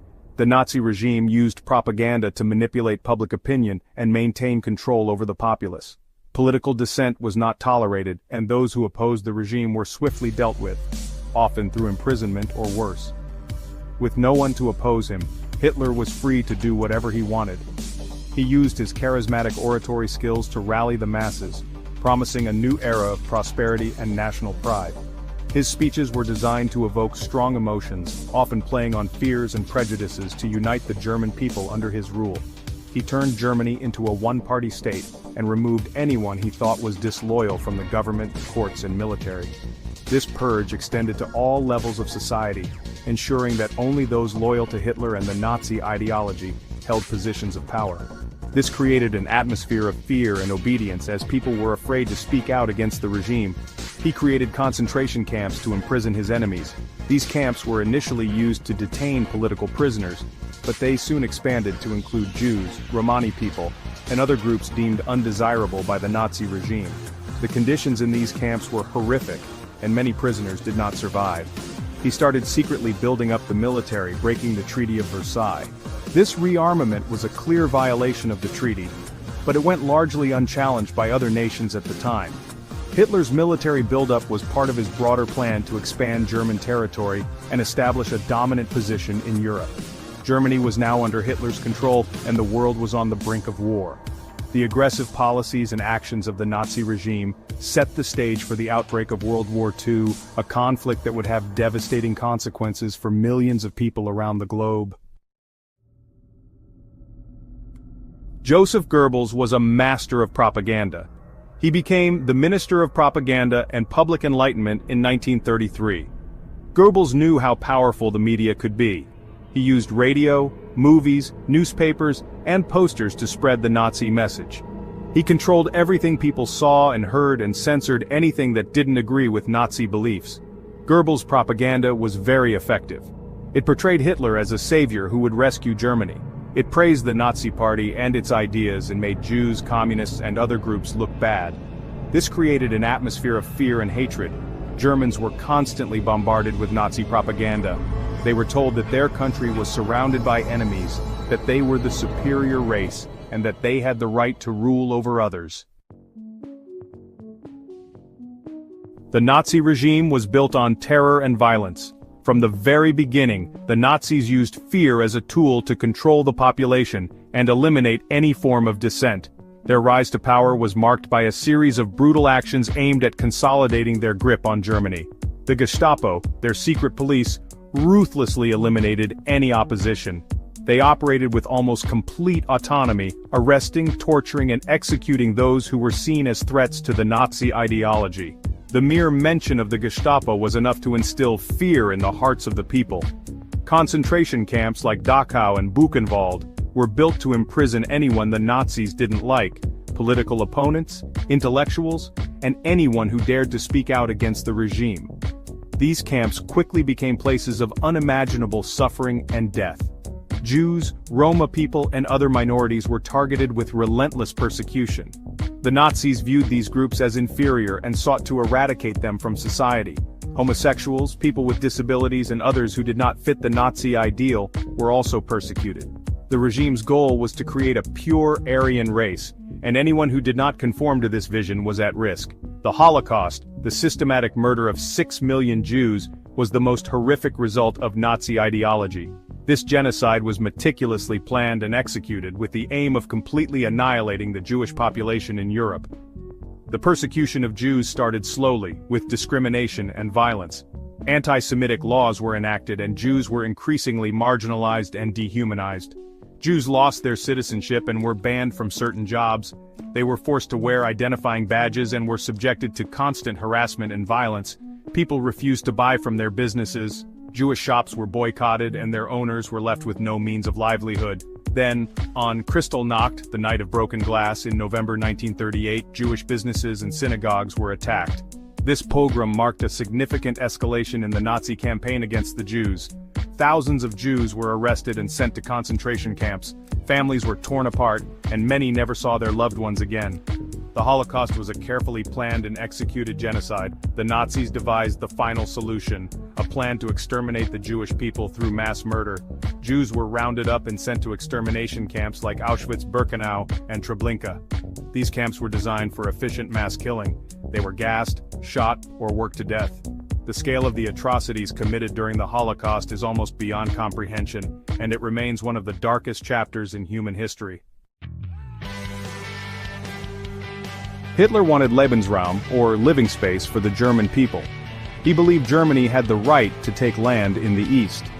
He first took over Austria in 1938. Then he demanded the Sudetenland, a part of Czechoslovakia where many Germans lived. The Munich Agreement, signed by Germany, Britain, France and Italy, gave the Sudetenland to Germany. They hoped this would prevent a war, but it only made Hitler want more. In March 1939, Germany invaded and occupied the rest of Czechoslovakia. Britain and France finally realized that appeasement had failed. They promised to protect Poland, but Hitler, undeterred, made a deal with the Soviet Union in August 1939. Secretly, they agreed to divide Eastern Europe between themselves. On September 1, 1939, Germany invaded Poland, starting World War II. Hitler's rise to power and the horrors of the Holocaust show us the dangers of unchecked hatred, extreme nationalism, and totalitarian regimes. The Nazi ideology, rooted in racism and anti-Semitism, led to the systematic extermination of 6 million Jews and millions of others deemed undesirable. This dark chapter in history serves as a stark reminder of what can happen when humanity loses its moral compass. The world watched in horror as Hitler's war machine plunged Europe into darkness. Cities were reduced to rubble and countless lives were lost in the relentless pursuit of power. The devastation was not limited to the battlefield. Civilians suffered immensely, with families torn apart and entire communities obliterated. It took the combined might of the Allied forces to defeat Nazi Germany, but the cost of victory was immense. Brave soldiers from around the world fought valiantly, facing unimaginable horrors to bring an end to the tyranny. The liberation of concentration camps revealed the full extent of the atrocities committed, shocking the world and solidifying the resolve to ensure such evil would never rise again. Millions were dead, and the world was scarred.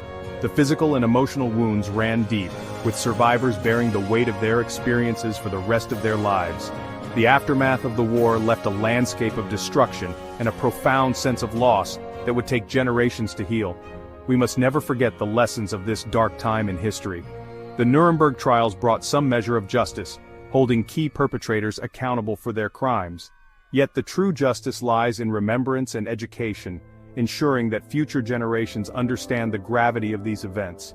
We must always defend democracy and human rights. The establishment of the United Nations and the Universal Declaration of Human Rights were steps towards a more just and peaceful world. These institutions and documents serve as a foundation for protecting the dignity and rights of all individuals, regardless of their background. We must challenge intolerance and discrimination whenever we see it.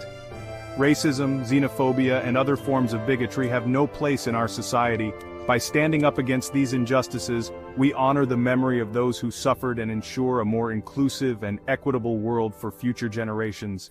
We must remember the victims of the Holocaust and fight against anti-Semitism and all forms of prejudice. The symbols of this dark period, such as the yellow stars and the gates of Auschwitz, serve as powerful reminders of the consequences of hatred. By keeping their memory alive, we commit to combating prejudice in all its forms. We must learn from the past to build a better future. Education is key to preventing history from repeating itself. By teaching the next generation about the Holocaust and the dangers of hatred, we equip them with the knowledge and empathy needed to create a more compassionate world. The words "never again" must be more than a slogan. They must be a commitment to action, a pledge to uphold the values of justice, equality, and human dignity. Every remembrance ceremony, every memorial event, is a call to renew this commitment. They must be a call to action. We must actively work to prevent the rise of hatred and intolerance in our communities. By engaging in dialogue, supporting human rights initiatives, and standing in solidarity with those who are marginalized, we can make a difference. We must all work together to make sure such atrocities never happen again. It is a collective responsibility that requires vigilance, education, and a commitment to the principles of humanity. Only by uniting in this cause can we hope to build a future free from the shadows of the past. He was known as the Candyman, a seemingly harmless moniker masking a horrifying reality. The nickname Candyman conjures images of sweetness and innocence, but in the case of Dean Corll, it was a grotesque irony. Dean Corll, a man who presented an amiable facade to the world, harbored a sinister secret within. To his neighbors, he was the friendly man who ran a candy factory, always ready with a smile and a kind word. He was a predator hiding in plain sight. His charm and generosity were his weapons, disarming those around him and luring his unsuspecting victims into his web of deceit. The candy he so freely distributed to children in his Houston neighborhood was nothing but a lure, a sugary trap leading to unimaginable horrors. The children, drawn to his seemingly benign offerings, had no idea of the darkness that awaited them. Corll's crimes, a grotesque tapestry of abduction, torture, and murder, would forever stain the city's history. His methods were as chilling as they were methodical, turning his home into a house of horrors where innocence was brutally extinguished. His victims, all young boys, became tragic testaments to his depravity. Each face, each name, a reminder of lives cut short and families shattered by his monstrous actions. Their youthful innocence stood in stark contrast to the darkness that consumed them within the walls of Corll's home, a place that should have been a sanctuary, but instead became a tomb.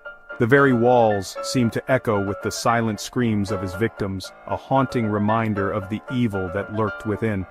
The Candyman's reign of terror, stretching from 1970 to 1973, left an indelible mark on the hearts of Houstonians. The community, once vibrant and trusting, was plunged into a state of fear and suspicion. It shattered the illusion of safety and instilled a deep sense of unease that lingered long after the headlines faded. Parents held their children closer, and the once carefree streets became places of caution and vigilance. How could such evil exist, concealed beneath a veneer of normalcy? The question gnawed at the collective consciousness of the city, a chilling reminder that the face of evil often wears a mask of kindness. It was a question that haunted the city, a chilling reminder that monsters often wear the most ordinary of faces. Dean Corll's story is a stark warning of the dangers that can lurk behind the most unassuming exteriors, a dark chapter in history that continues to resonate with a sense of horror and disbelief. Born in Indiana in 1939, Dean Corll's early life seemed typical of the era. He grew up in a small, tight-knit community where everyone knew each other, and the values of hard work and discipline were deeply ingrained. His parents, Mary and Arnold Corll, were strict but loving, ensuring that their children adhered to the societal norms of the time. Dean Corll's early life offered little indication of the monster he would become. In school, he was an average student, neither excelling nor failing. He participated in typical childhood activities, blending in with his peers. Yet beneath this veneer of normalcy, there were subtle signs that all was not well. Raised in a strict household, he was a quiet and withdrawn child. His parents' high expectations and rigid discipline left little room for emotional expression. Dean often retreated into himself, finding solace in solitary activities. This isolation would later become a defining characteristic of his personality. There were signs, whispers of disturbing behavior that occasionally surfaced. Some classmates recalled moments when Dean's actions seemed out of place, even unsettling. However, these incidents were fleeting and easily dismissed by those around him. But they were easily dismissed, overshadowed by his unremarkable demeanor. To the outside world, Dean Corll was just another face in the crowd, a young man with no extraordinary traits or ambitions. This ability to blend in would later become one of his most dangerous attributes. Corll's path took a significant turn when he moved to Houston in the 1960s. The bustling city offered new opportunities and a chance to reinvent himself. It was here that the seeds of his dark future were sown. He found employment at the Houston Post Company, a job that provided stability and a sense of purpose. However, it was not the work itself that would define his time in Houston, but rather the connections he made and the opportunities he seized. A job that placed him in close proximity to children, a fact that would prove tragically fateful. Corll's interactions with the youth of the community began innocently enough, but his intentions soon took a sinister turn, a fact that would prove tragically fateful. It was during this time that he began to hone his manipulative skills, using his position and his unassuming nature to gain the trust of those around him. It was during this time that he began to hone his manipulative skills, using his position and his unassuming nature to gain the trust of those around him. He became adept at presenting a friendly and trustworthy facade, masking his true intentions. Using his position and his unassuming nature to gain the trust of those around him. His ability to blend into the community, to appear as just another friendly face, allowed him to operate undetected for years. The candy factory, where Coral later worked, would become intrinsically linked to his horrific legacy. The factory, a place of sweetness and light, became a symbol of Coral's twisted psyche, a stark reminder that even the most innocuous of settings can harbor unspeakable darkness. It was here that he earned his nickname, the Candyman, a title that would later send chills down the spines of those who learned its true meaning. The factory, with its innocent facade, masked the horrors that Coral would later unleash. A title that would later send chills down the spines of those who learned its true meaning. The nickname, once associated with childhood joy, became synonymous with terror and death. The factory, a place of sweetness and light, became a symbol of Coral's twisted psyche, a stark reminder that even the most innocuous of settings can harbor unspeakable darkness. The juxtaposition of the candy factory's cheerful exterior and the dark deeds that occurred within its walls is a chilling testament to Coral's ability to mask his true nature, a stark reminder that even the most innocuous of settings can harbor unspeakable darkness. The story of Dean Coral serves as a grim reminder that evil can lurk behind the most ordinary of facades, waiting for the right moment to reveal itself. No one commits such heinous acts in complete isolation. Coral, like many predators, sought to create a web of complicity, drawing others into his world of darkness. He found willing participants in two troubled teenagers, David Brooks and Elmer Wayne Henley. Brooks, a quiet and withdrawn boy, was drawn to Coral's attention, seeking acceptance and a sense of belonging. Henley, on the other hand, was more outgoing and charismatic, but he too was vulnerable, craving the approval and validation that Coral so readily offered. Coral masterfully exploited their vulnerabilities, showering them with gifts, money, and a twisted sense of camaraderie. He manipulated them, gradually desensitizing them to the horrors he inflicted until they became active participants in his gruesome games. Brooks and Henley, once victims themselves, were transformed into perpetrators, forever bound to the man who had orchestrated their descent into darkness. Coral's methods were chilling in their simplicity and effectiveness. He had a way of blending into the background, appearing as just another friendly face in the neighborhood. This facade allowed him to gain the trust of his unsuspecting victims with ease. He preyed on vulnerable boys, often runaways or those from troubled homes, using the allure of free candy and the promise of a good time to lure them back to his house. Coral's charm and seemingly harmless demeanor made it easy for him to convince these boys to follow him, believing they were in for a fun adventure. Once there, the boys were trapped, their fates sealed by Coral's sadistic desires. The house, which appeared ordinary from the outside, became a prison of unimaginable horror. The boys, realizing too late the danger they were in, found themselves in a situation from which there was no escape. Inside the house, a nightmare awaited. The basement, cluttered and filled with menacing shadows, was the epicenter of Coral's depravity. It was here that he would unleash his darkest impulses, turning the space into a chamber of horrors. Coral, aided by Brooks and Henley, would subject his victims to unimaginable horrors. These young men who had fallen under Coral's influence became willing participants in his gruesome acts. Together, they would tie up the boys, ensuring there was no chance of escape. Torture, both physical and psychological, became a regular part of his twisted rituals. The boys were subjected to relentless torment, their cries for help echoing in the dark, empty rooms. The psychological trauma inflicted was as severe as the physical pain, leaving the boys in a state of utter despair. The boys were often restrained, abused, and ultimately murdered, their bodies discarded like refuse in various locations around Houston. Coral showed no remorse, treating his victims as mere objects to be used and disposed of. The secluded areas where he buried the bodies became silent witnesses to his heinous crimes. The sheer brutality of Coral's crimes sent shockwaves through the community.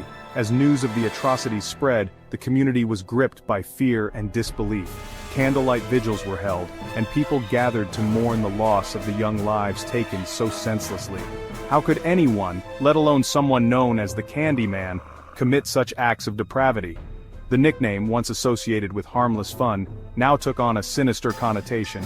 The community struggled to reconcile the image of the friendly man who handed out candy with the monster who had committed such unspeakable acts. The question hung heavy in the air, a chilling reminder of the darkness that can lurk beneath the surface of even the most seemingly normal individuals. It served as a stark warning that evil can wear a friendly face, and that vigilance is necessary to protect the vulnerable from those who would do them harm. Brian Thompson was on top of the world, CEO of United Healthcare, a company that had become a household name under his leadership. He was a visionary, a man who could see the future of healthcare and make it a reality. His colleagues admired him, his competitors envied him, and his employees respected him. He was the epitome of success in the corporate world. One of the most powerful men in American healthcare, Thompson had a reputation for being both ruthless and compassionate.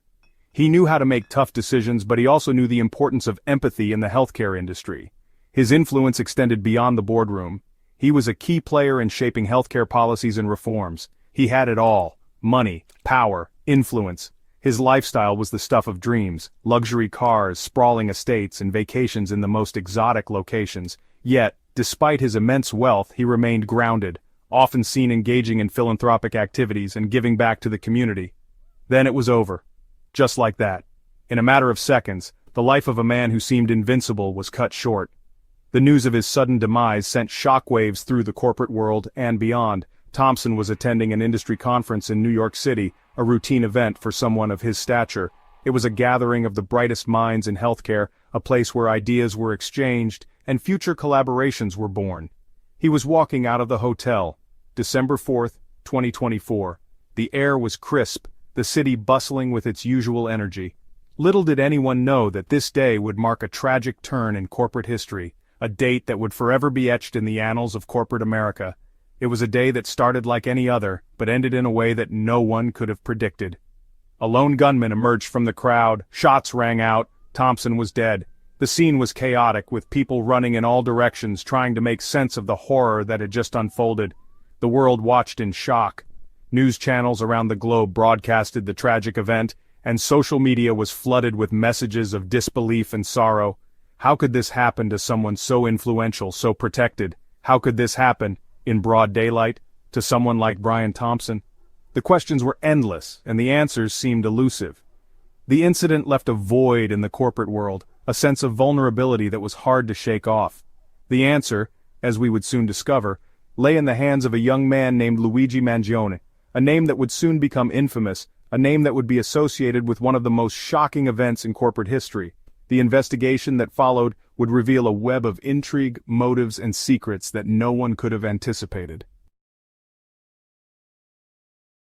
It was a scene straight out of a Hollywood thriller, the kind of moment that makes your heart race and your palms sweat. The tension in the air was palpable, as if the city itself was holding its breath. Crowds bustling on the streets of Manhattan, unaware of the impending chaos. People going about their daily lives, completely oblivious to the dark turn the day was about to take. Thompson, surrounded by aides, stepped out of the hotel. He was a man of power, a figure who commanded respect and attention wherever he went. His presence was imposing, and his entourage only added to his aura of authority. He was heading towards a waiting car, a sleek black vehicle that screamed importance. The car was a symbol of his status, a mobile fortress that separated him from the common man. A nondescript young man in a gray hoodie slipped through the cracks. He was invisible in the sea of faces, just another person in the crowd. But his eyes were focused, his movements deliberate. He moved with a purpose, each step calculated. He knew exactly where he was going and what he had to do. There was no hesitation, no second guessing. He reached into his pocket, pulled out a gun. 3 shots rang out, each one echoing through the concrete canyons of the city. The sound was deafening, a stark contrast to the usual hum of urban life. Thompson crumpled to the ground. Panic ensued. Screams filled the air, a chorus of fear and confusion. People scattered, running in every direction, desperate to escape the sudden violence. The gunman melted into the chaos, disappearing as quickly as he had appeared. He was a ghost, vanishing into the crowd, leaving behind only questions and terror. The assassination sent shockwaves through the nation. News outlets scrambled to cover the story, headlines blaring the tragic news. People were in shock, unable to comprehend the magnitude of what had just happened. Who was this young man? The question was on everyone's lips. He was a mystery, an enigma that needed to be solved. His identity was the key to understanding the motive behind the assassination. And why would he target Brian Thompson, the seemingly untouchable titan of the healthcare industry? Thompson was a man who had built an empire, a figure who seemed invincible. His death was a blow to the very heart of the industry. The answer would soon surface, exposing the deep-seated anger and resentment simmering beneath the surface of American society. It was a story of power, corruption, and the lengths to which people would go to make their voices heard. The assassination was just the beginning, a spark that would ignite a firestorm of revelations and consequences. Luigi Mangione, a name that would soon be plastered across every news channel in the country. He was 26 years old, a brilliant mind, a graduate of the prestigious University of Pennsylvania. He came from a good family. What drove him to murder? Mangione's life was a study in contrasts, a bright future ahead of him. Yet he harbored a dark secret, a seething rage against the healthcare system. He believed it was a system rigged against the ordinary American. He saw Brian Thompson as the embodiment of that system, the architect of its greed and indifference. The United States healthcare system, a system designed to maximize profits, not save lives, a system where people go bankrupt to afford life-saving treatments, a system where insurance companies dictate who gets care and who doesn't. Mangione saw this firsthand. His own family had been victims of this broken system, denied claims, exorbitant costs, the despair of facing a medical emergency without the safety net of affordable health care. This experience ignited a fire in him, a fire that would eventually consume him. Section 5. The Law's Verdict and a Divided Public. The manhunt for Luigi Mangione was swift and decisive. Authorities launched an extensive search operation, deploying officers across multiple districts. The urgency was palpable, as the community reeled from the shock of the incident. He was apprehended within 24 hours of the shooting. The rapid response showcased the efficiency of law enforcement, but it also raised questions about the underlying issues that led to such a drastic act. A 9mm handgun was recovered at the scene. This piece of evidence was crucial in piecing together the events that transpired. The crime scene was meticulously examined, with every detail documented to build a strong case against Mangione. His manifesto, a scathing indictment of the healthcare system, was found in his apartment. The document outlined his grievances and provided insight into his motivations. It painted a picture of a man pushed to the edge by systemic failures. The trial was, well, a media circus. Reporters flocked to the courthouse, eager to capture every moment. The case drew national attention with live broadcasts and constant updates. The public was glued to their screens, forming opinions based on the sensational coverage. Mangione became a symbol of resistance for some, a cold-blooded killer for others. The nation was divided, with heated debates erupting in communities and online forums. Some saw him as a martyr fighting against an unjust system, while others viewed his actions as inexcusable. The jury found him guilty on all counts. The deliberation was thorough, considering the weight of the evidence presented. The verdict was a culmination of weeks of testimony, expert opinions, and emotional appeals from both sides. He was sentenced to life in prison without the possibility of parole. The judge's decision was met with mixed reactions. For some, it was a just punishment for a heinous crime. For others, it was a stark reminder of the issues that remain unresolved. The verdict did little to quell the debate raging across the country. The case highlighted deep-seated issues within the healthcare system and the justice system. As discussions continue, the story of Luigi Mangione serves as a catalyst for change, urging society to address the root causes of such tragedies. Section 6. Echoes in the corporate halls of United Healthcare. The murder of its CEO sent shockwaves through United Healthcare, a wave of fear, uncertainty. The company went into damage control mode, issuing statements, holding press conferences, but the damage was done. The company's reputation lay in tatters, its stock price plummeted. The public's trust, already fragile, was shattered. The murder forced the company to confront a truth it had long tried to ignore. The American people were fed up with the healthcare system.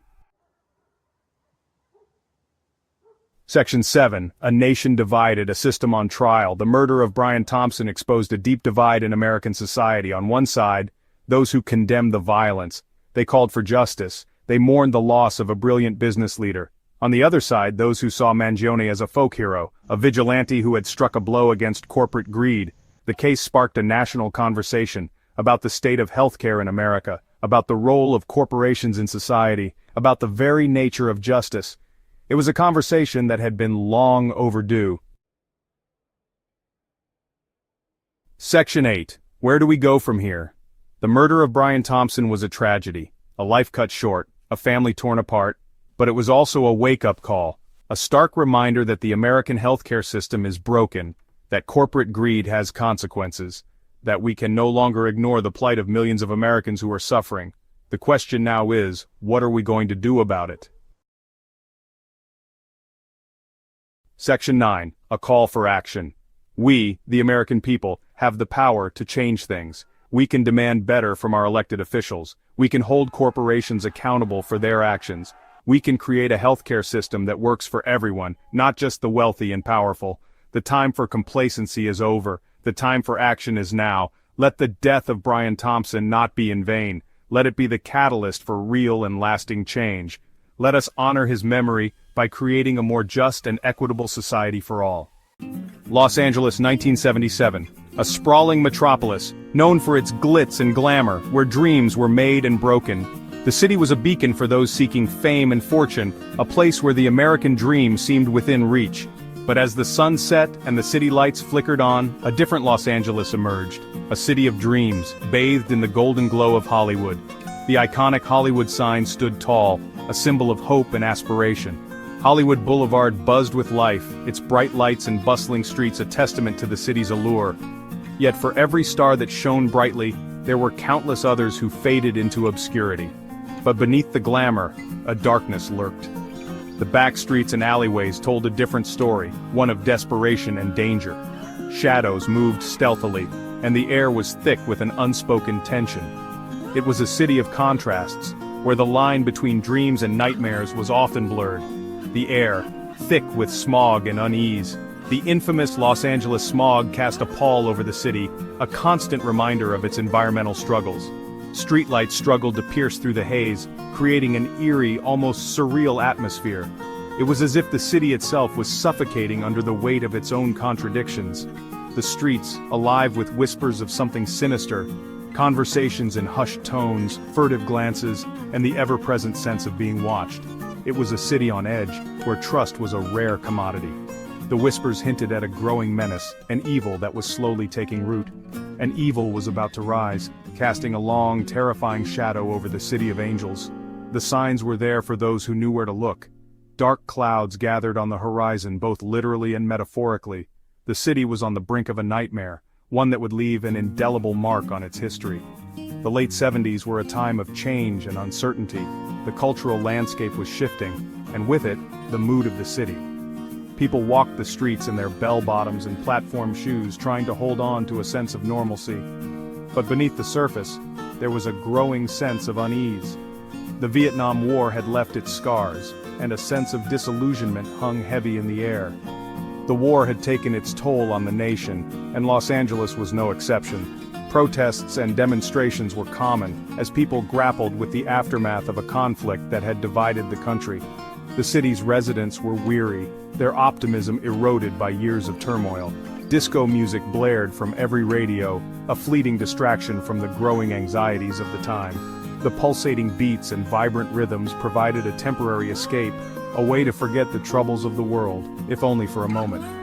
Nightclubs were packed with people dancing the night away, seeking solace in the music and the company of others. Amidst this backdrop of unease, a nightmare was about to unfold. The city's vibrant facade was about to be shattered, revealing the darkness that lay beneath. The empty streets at night took on a more sinister tone, as if they were holding their breath, waiting for the inevitable. The city of angels, once a beacon of hope and opportunity, was about to become synonymous with terror. The storm clouds gathered, casting long shadows over the city's landmarks. The Hollywood sign, once a symbol of dreams, now seemed to foretell a grim future. The city was on the brink of a transformation, one that would forever alter its identity. The Hillside Stranglers were about to etch their names in the annals of criminal history, forever changing the landscape of fear in Los Angeles. Their reign of terror would leave an indelible mark on the city, a chilling reminder of the darkness that can lurk beneath even the brightest of lights. The City of Angels would never be the same again. October 17, 1977. It was a day like any other, or so it seemed.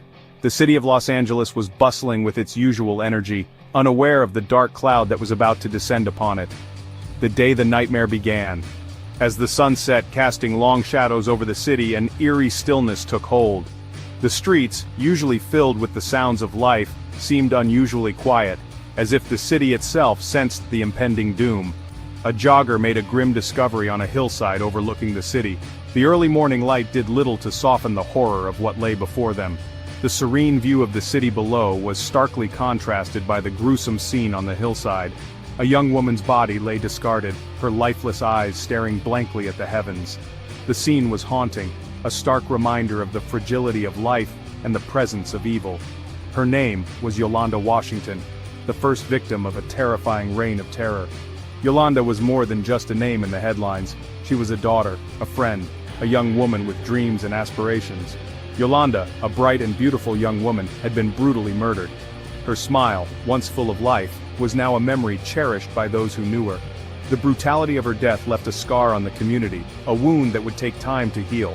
Her body bore the marks of torture, her life extinguished in a horrific manner. The details of her suffering were too gruesome to comprehend, painting a picture of unimaginable pain and cruelty. The city gasped in horror as news of the murder spread like wildfire. The media coverage was relentless, each headline more shocking than the last. The community was in a state of shock, struggling to come to terms with the reality of the situation. This was no ordinary crime. It was the work of a predator, cold and calculating. The police were on high alert, knowing they were dealing with a dangerous individual who showed no remorse. Fear gripped the hearts of young women across Los Angeles. The sense of safety that once existed was shattered, replaced by a pervasive fear that lingered in every shadow and dark corner. The image of Yolanda's lifeless body on that hillside served as a chilling reminder that evil lurked in the shadows. Memorials began to appear, flowers and candles marking the spot where her life was so cruelly taken. The city held its breath, bracing itself for what was to come. The police increased their patrols, and the community banded together, hoping to find solace in unity. But the fear remained, a constant reminder of the darkness that had descended upon Los Angeles. Behind the terror that gripped Los Angeles were two men, Kenneth Bianchi and Angelo Buono. Their reign of terror would leave an indelible mark on the city, casting a long shadow over its streets and its people. The fear they instilled was palpable, a dark cloud that hung over the city, suffocating its residents with dread. Cousins by blood, they were bound by a shared darkness, a perverse appetite for control and violence. Their bond was more than familial, it was a sinister alliance forged in the depths of their twisted psyches. Together, they would embark on a path of destruction that would forever alter the landscape of criminal history. They were the Hillside Stranglers, their names forever etched in the annals of criminal history. The media frenzy that surrounded their crimes only added to their infamy, turning them into the stuff of nightmares. Their heinous acts were splashed across headlines, a grim reminder of the evil that lurked in the shadows. Kenneth Bianchi, a handsome young man with a troubled past, hid a sinister secret behind his charming facade. His outward appearance belied the darkness within, a darkness that would soon be unleashed upon an unsuspecting city. Bianchi's charm was his weapon, a tool he used to manipulate and deceive those around him. A drifter and a con artist, he possessed a dangerous combination of intelligence and ruthlessness. His ability to blend in, to appear normal, was perhaps his most terrifying trait. It allowed him to move through society undetected, a predator hiding in plain sight. His cunning and resourcefulness made him a formidable foe for law enforcement. Angelo Buono, older and more physically imposing, exuded an air of quiet menace. His presence was intimidating, his demeanor cold and calculating. Buono's influence over Bianchi was profound, shaping the younger man's descent into darkness. Together they formed a deadly duo, each feeding off the other's malevolence. A domineering personality, he found a willing accomplice in his younger cousin. Buono's control over Bianchi was absolute, a master manipulating his puppet. Their partnership was a perfect storm of evil, a combination of brains and brawn that would prove deadly for their victims. Together, they embarked on a murderous rampage that would terrorize Los Angeles. Their crimes were methodical, their actions calculated. The city was gripped by fear, its residents living in constant terror of becoming the next victim. The police were baffled, the public horrified, as the body count continued to rise. Their modus operandi was chillingly efficient. They would stalk their prey, selecting their victims with care. Once chosen, the women stood little chance against the duo's combined strength and cunning. The precision with which they executed their crimes left little evidence, making it difficult for authorities to track them down. They would target young women, using their charm and good looks to lure them into a false sense of security. The victims, unsuspecting and trusting, were easy prey for the predators. The facade of normalcy that Bianchi and Buono presented was disarming, making it all the more shocking when their true intentions were revealed. Once they had their victims trapped, the true nature of their depravity would be revealed. The horror that followed was unimaginable, a descent into a nightmare from which there was no escape. The brutality of their actions left a lasting scar on the city, a grim reminder of the evil that can lurk behind even the most charming of facades. Days turned into weeks, and the body count rose. The victims, all young women, were found strangled, their bodies discarded in the hills surrounding the city. Los Angeles was in the grip of terror, the hillside stranglers holding the city hostage in a nightmare of their own making. Fear permeated every aspect of life in Los Angeles. Women were afraid to go out alone, their every move shadowed by the fear of becoming the next victim. The once vibrant city seemed to hold its breath, paralyzed by the reign of terror unleashed by the hillside stranglers. The police were under immense pressure to catch the killers. The investigation intensified, with hundreds of officers working tirelessly to track down the perpetrators of these heinous crimes. The city waited with bated breath, hoping against hope for a swift end to the nightmare. The LAPD, overwhelmed by the scale of the murders and the media frenzy surrounding them, formed a special task force. Every resource was dedicated to catching the stranglers. Detectives worked day and night, following every lead, however small, in a desperate race against time. The pressure was immense. The city demanded justice, the victims' families desperate for closure.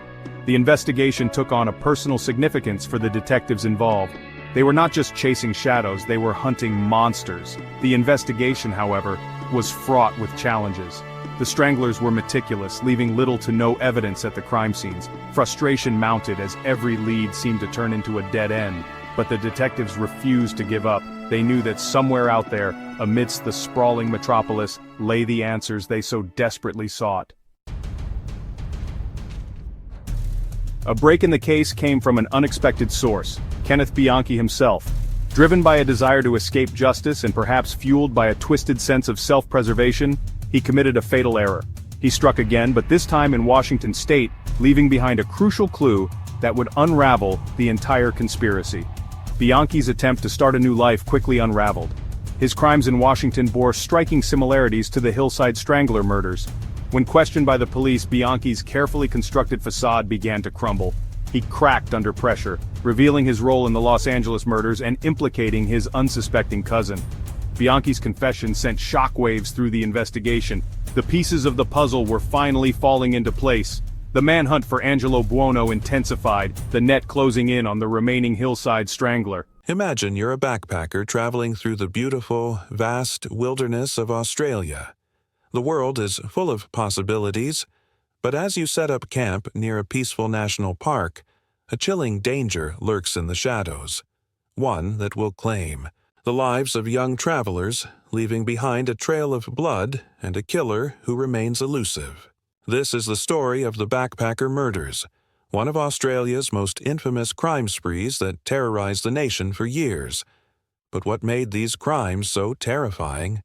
And how did the killer evade capture for so long? The mystery of the backpacker. Murders has intrigued not only Australians but people worldwide.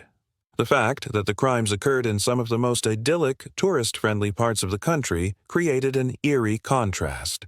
This case wasn't just about a killer, it was about a chilling fear that seemed to permeate the wilderness, forever altering the way we think about safety and innocence in the Australian outback. The Australian wilderness and its allure. The Australian outback is not just a physical space. It is an almost mythical environment that attracts travelers from all corners of the world. Known for its vast, rugged beauty and seemingly endless horizons, the outback represents freedom and adventure to those who come to explore it. For backpackers, it's a place to disconnect from the bustle of modern life and immerse oneself in nature. This allure was what drew many of the victims to the area. However, it was precisely this allure of the open road, the isolation, and the raw beauty of the wilderness that left many travelers vulnerable. The terrain is remote and difficult to navigate, which made it the perfect hunting ground for a killer who knew the land intimately. For the victims, the promise of adventure would soon turn into a horrifying nightmare. The outback was no longer just a destination for exploration, but became a place of unimaginable fear. The victims. Innocence. Lost when we think of the backpacker murders, it's important to remember the victims. These weren't just nameless statistics in a crime story. They were young people, often far from home, in the prime of their lives, eager to experience the world. Caroline Clark and Joanne Walters, two British backpackers, were among the first to disappear in 1990. Their fates set off the chilling chain of events that would unfold. The loss of young travelers from other parts of the world, like Germany's Anja Habschied and Gabor Neugebauer, or the tragic deaths of others who were yet to be found, sent shockwaves through the global community. For many, it served as a cautionary tale about the dangers lurking beyond the postcard-perfect view of Australia. These murders not only left an indelible mark on their families, but also served as a tragic reminder of the risks faced by those who ventured into unfamiliar lands. For the families and friends of the victims, the mystery surrounding the deaths would haunt them forever, with their grief compounded by the years of uncertainty. A series of unexplained disappearances. The first victims, Clark and Walters, vanished in the New South Wales area, a region often frequented by tourists. Their disappearance was initially brushed off as another unfortunate incident in the unpredictable life of a backpacker. Many people were quick to chalk it up to the usual dangers of the road, hitchhiking, remote camping, or simply falling prey to the unpredictable nature of the outback. However, as other backpackers went missing or were found, brutally murdered, it became clear that these weren't isolated incidents. These young women weren't just part of a statistic of the backpacker lifestyle. They were victims of a calculated, horrific crime. The increasing number of disappearances painted a chilling picture that would soon lead to the realization that the killer was targeting a specific group of people, travelers who trusted the open road, but whose trust would soon be betrayed. The evidence. What was left behind? The first major clue came when the bodies of Clark and Walters were discovered in a remote area near Belanglo State Forest, which would become infamously linked to the murders. The remains were badly decomposed, complicating the task of identifying the cause of death. Early forensic examination showed signs of sexual assault and brutal violence, suggesting that these murders weren't crimes of opportunity, but carefully planned and executed. As more bodies were discovered, each revealing similar signs of torture and violent death, it became evident that this was the work of a serial killer, someone who was not acting out of impulsive rage but out of calculated desire. The evidence at each crime scene became increasingly chilling as investigators pieced together the puzzle. The sheer brutality and the methodical nature of the killings painted a portrait of a killer who thrived on power and control over his victims, leaving investigators to confront the terrifying reality of a serial predator hiding in plain sight. The killer's modus operandi. Striking in the outback, a hallmark of a serial killer's behavior is their consistency in how they choose and kill their victims. In the case of the backpacker murders, the killer exhibited a distinct modus operandi. Victims were often backpackers traveling alone or in pairs, and they were typically hitchhiking, a common practice for travelers in Australia. The killer preyed on their vulnerability, offering them rides and luring them to secluded areas where he could overpower them. Milat's choice of victims, young, inexperienced backpackers, was not random. It reflected a deep understanding of the area and its landscape, coupled with the knowledge that such isolated settings would provide ample opportunity to strike without being detected. Milat, as authorities later discovered, had a connection to the terrain. His knowledge of the land made him a ghost in the wilderness, able to elude authorities while his victims suffered unimaginable horrors. Police investigations. The early days of the hunt in the beginning, authorities struggled to make the connection between the various murders. The remote locations of the crime scenes and the lack of solid evidence caused many to treat the deaths as isolated, unrelated events. This initial lack of coordination between law enforcement agencies was a major hindrance, as police were unable to recognize the emerging pattern. The forensic clues that changed everything. The case broke open with the discovery of the body of German backpacker Anja Habschied in 1991. Her body showed signs of similar violence to previous victims, which allowed detectives to finally connect the dots. Forensic evidence, including hair and fibers, linked her death to the earlier killings. This was the turning point in the investigation. From this point on, police began to focus their efforts on identifying a suspect who was familiar with the outback and the backpacking lifestyle. Milat became a person of interest after it was discovered that he had been in the areas where some of the bodies had been found, and his criminal history raised red flags. This was the moment when the investigation started to gain real momentum. The rise of a suspect. Ivan Milat's connection. Ivan Milat, a 47-year-old man with a history of violence, was arrested in 1992. Milat had long been under suspicion, but it wasn't until investigators pieced together evidence from various sources that they were able to build a case against him.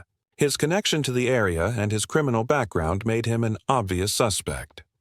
What made Milat particularly chilling was his ability to blend into society.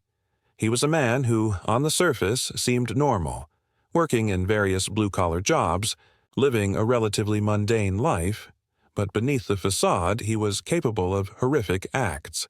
His arrest shocked many who had known him, as the man behind the killings was not some stranger or outsider, but someone who had quietly slipped through the cracks of society. The arrest and investigation. Milat's dark past, Milat's arrest, did not come as a complete surprise.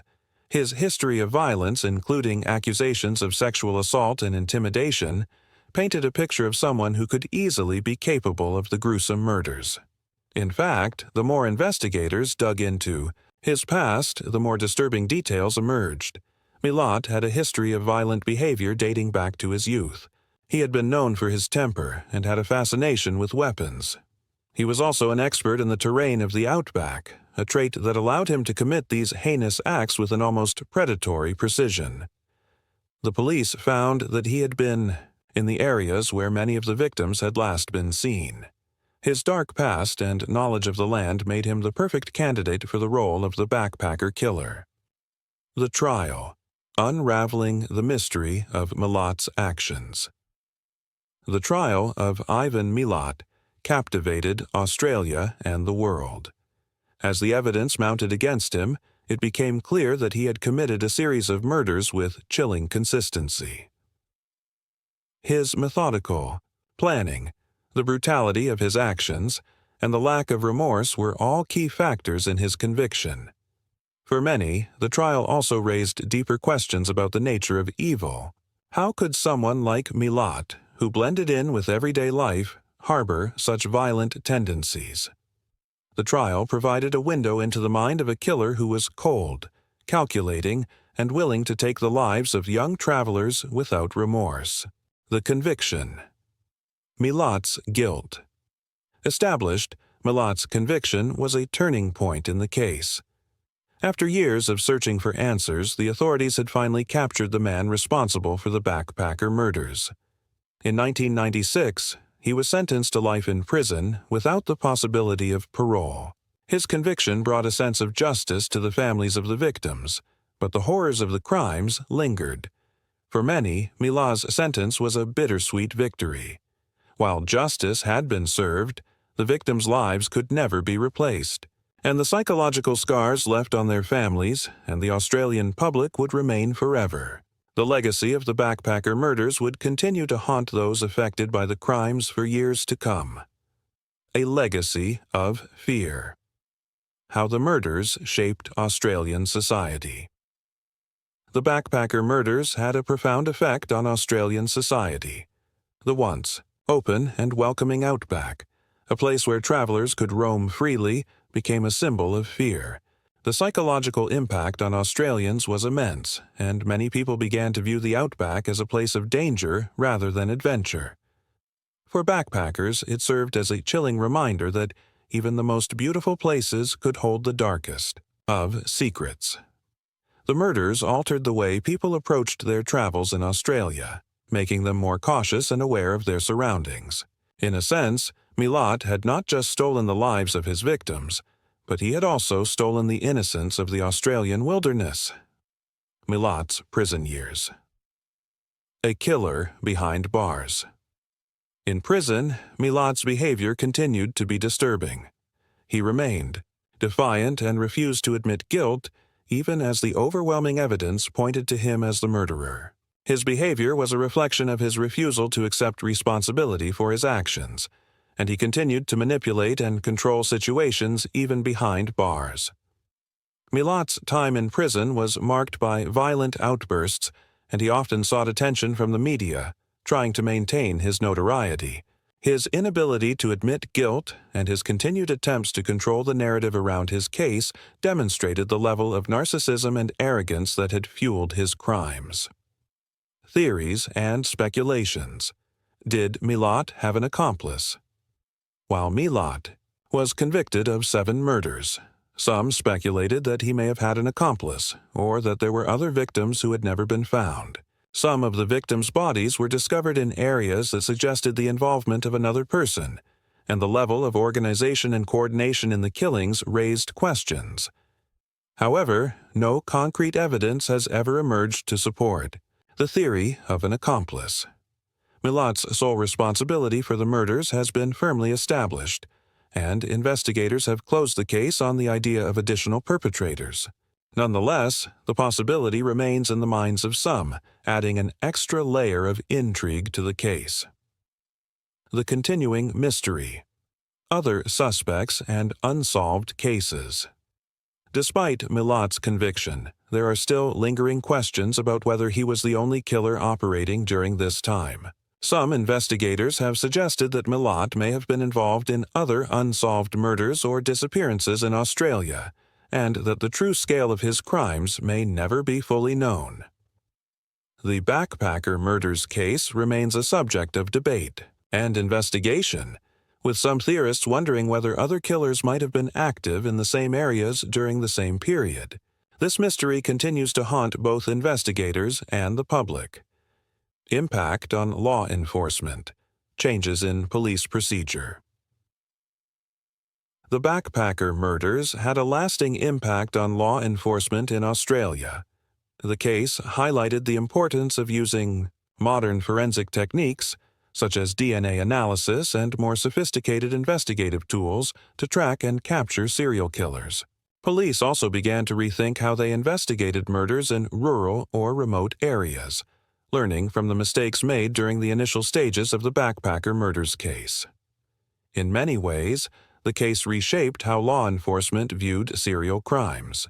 The need for interagency cooperation and more modern approaches to crime solving became evident, leading to significant changes in policing techniques across Australia. The backpacker murders in popular culture. The story of the backpacker murders has become part of the fabric of Australian crime history. Documentaries, films, and books have been created to explore the case in greater detail, with many focusing on the psychological profile of Milad and the investigation into his crimes. In popular culture, the case has been used as a reference for how serial killers operate and it continues to serve as a cautionary tale about the dangers that can lurk beneath the surface of seemingly peaceful landscapes. The image of Milat as a cold, calculated killer is one that continues to haunt the collective imagination of the public. The backpacker murders stand as one of the darkest chapters in Australia's criminal history. While justice was eventually served, the deep psychological scars left by Milat's actions cannot be erased. The murders serve as a stark reminder of the evil that can lurk in the most unsuspecting places. Even today, the story of Ivan Milat remains a chilling part of the public's understanding of serial crime. As new generations of travelers continue to visit the Australian outback, they are reminded that, though the danger has passed, the specter of the backpacker murders remains an indelible part of the country's history. The discovery of the Belanglo. Forest mass grave in 1993. The discovery of a mass grave in Belanglo State Forest became one of the most harrowing moments in the investigation. When the police uncovered the remains of several victims in shallow graves, it was clear that the killer had not only been active for years, but had methodically hidden his victims in the heart of the Australian wilderness. The forest was dark, dense, and remote, an environment that made it almost impossible for anyone to stumble upon these bodies unless they knew exactly where to look. The gruesome nature of the find also hinted at the psychological profile of the killer. Belanglo Forest, known for its isolation, served as the perfect location for someone who wanted to conceal their crimes. The fact that the victims' bodies were often disposed of in such a clandestine manner suggested that the killer had a deep desire to remain undetected, a desire that would fuel his actions until his eventual capture. The mind of a killer. Milat's psychological profile. Understanding the mind of a serial killer can be both fascinating and terrifying. Ivan Milat's psychological profile was examined by experts who described him as having a personality marked by narcissism, an obsession with power, and a deep-seated hatred toward women. These traits manifested in the brutal way he hunted, controlled, and disposed of his victims. Milat appeared to enjoy the power dynamics between himself and his victims, and his violence was calculated and controlled. Moreover, Milat's seemingly ordinary life masked the monstrous tendencies beneath. He was a man who, despite being highly dysfunctional and violent, blended into society. His ability to keep up the facade of an average man in his community played a key role in his evasion of suspicion for so long. The psychology behind his ability to carry out such heinous acts while maintaining an outwardly normal persona continues to intrigue criminologists. Milat's family background. A troubled upbringing. Milat's troubled family background is crucial in understanding the possible factors that led him to become a serial killer. He grew up in a large, dysfunctional family with an abusive father. Milat's violent tendencies were evident early on, as he exhibited behavior that was marked by aggression, cruelty, and a lack of empathy. His upbringing did little to provide the emotional support and guidance needed for healthy psychological development. The Milat family was described by some as being a toxic environment, where cruelty and violence were normalized. Ivan's relationship with his siblings was marked by animosity, and his father's abusive behavior undoubtedly played a role in shaping Milat's worldview.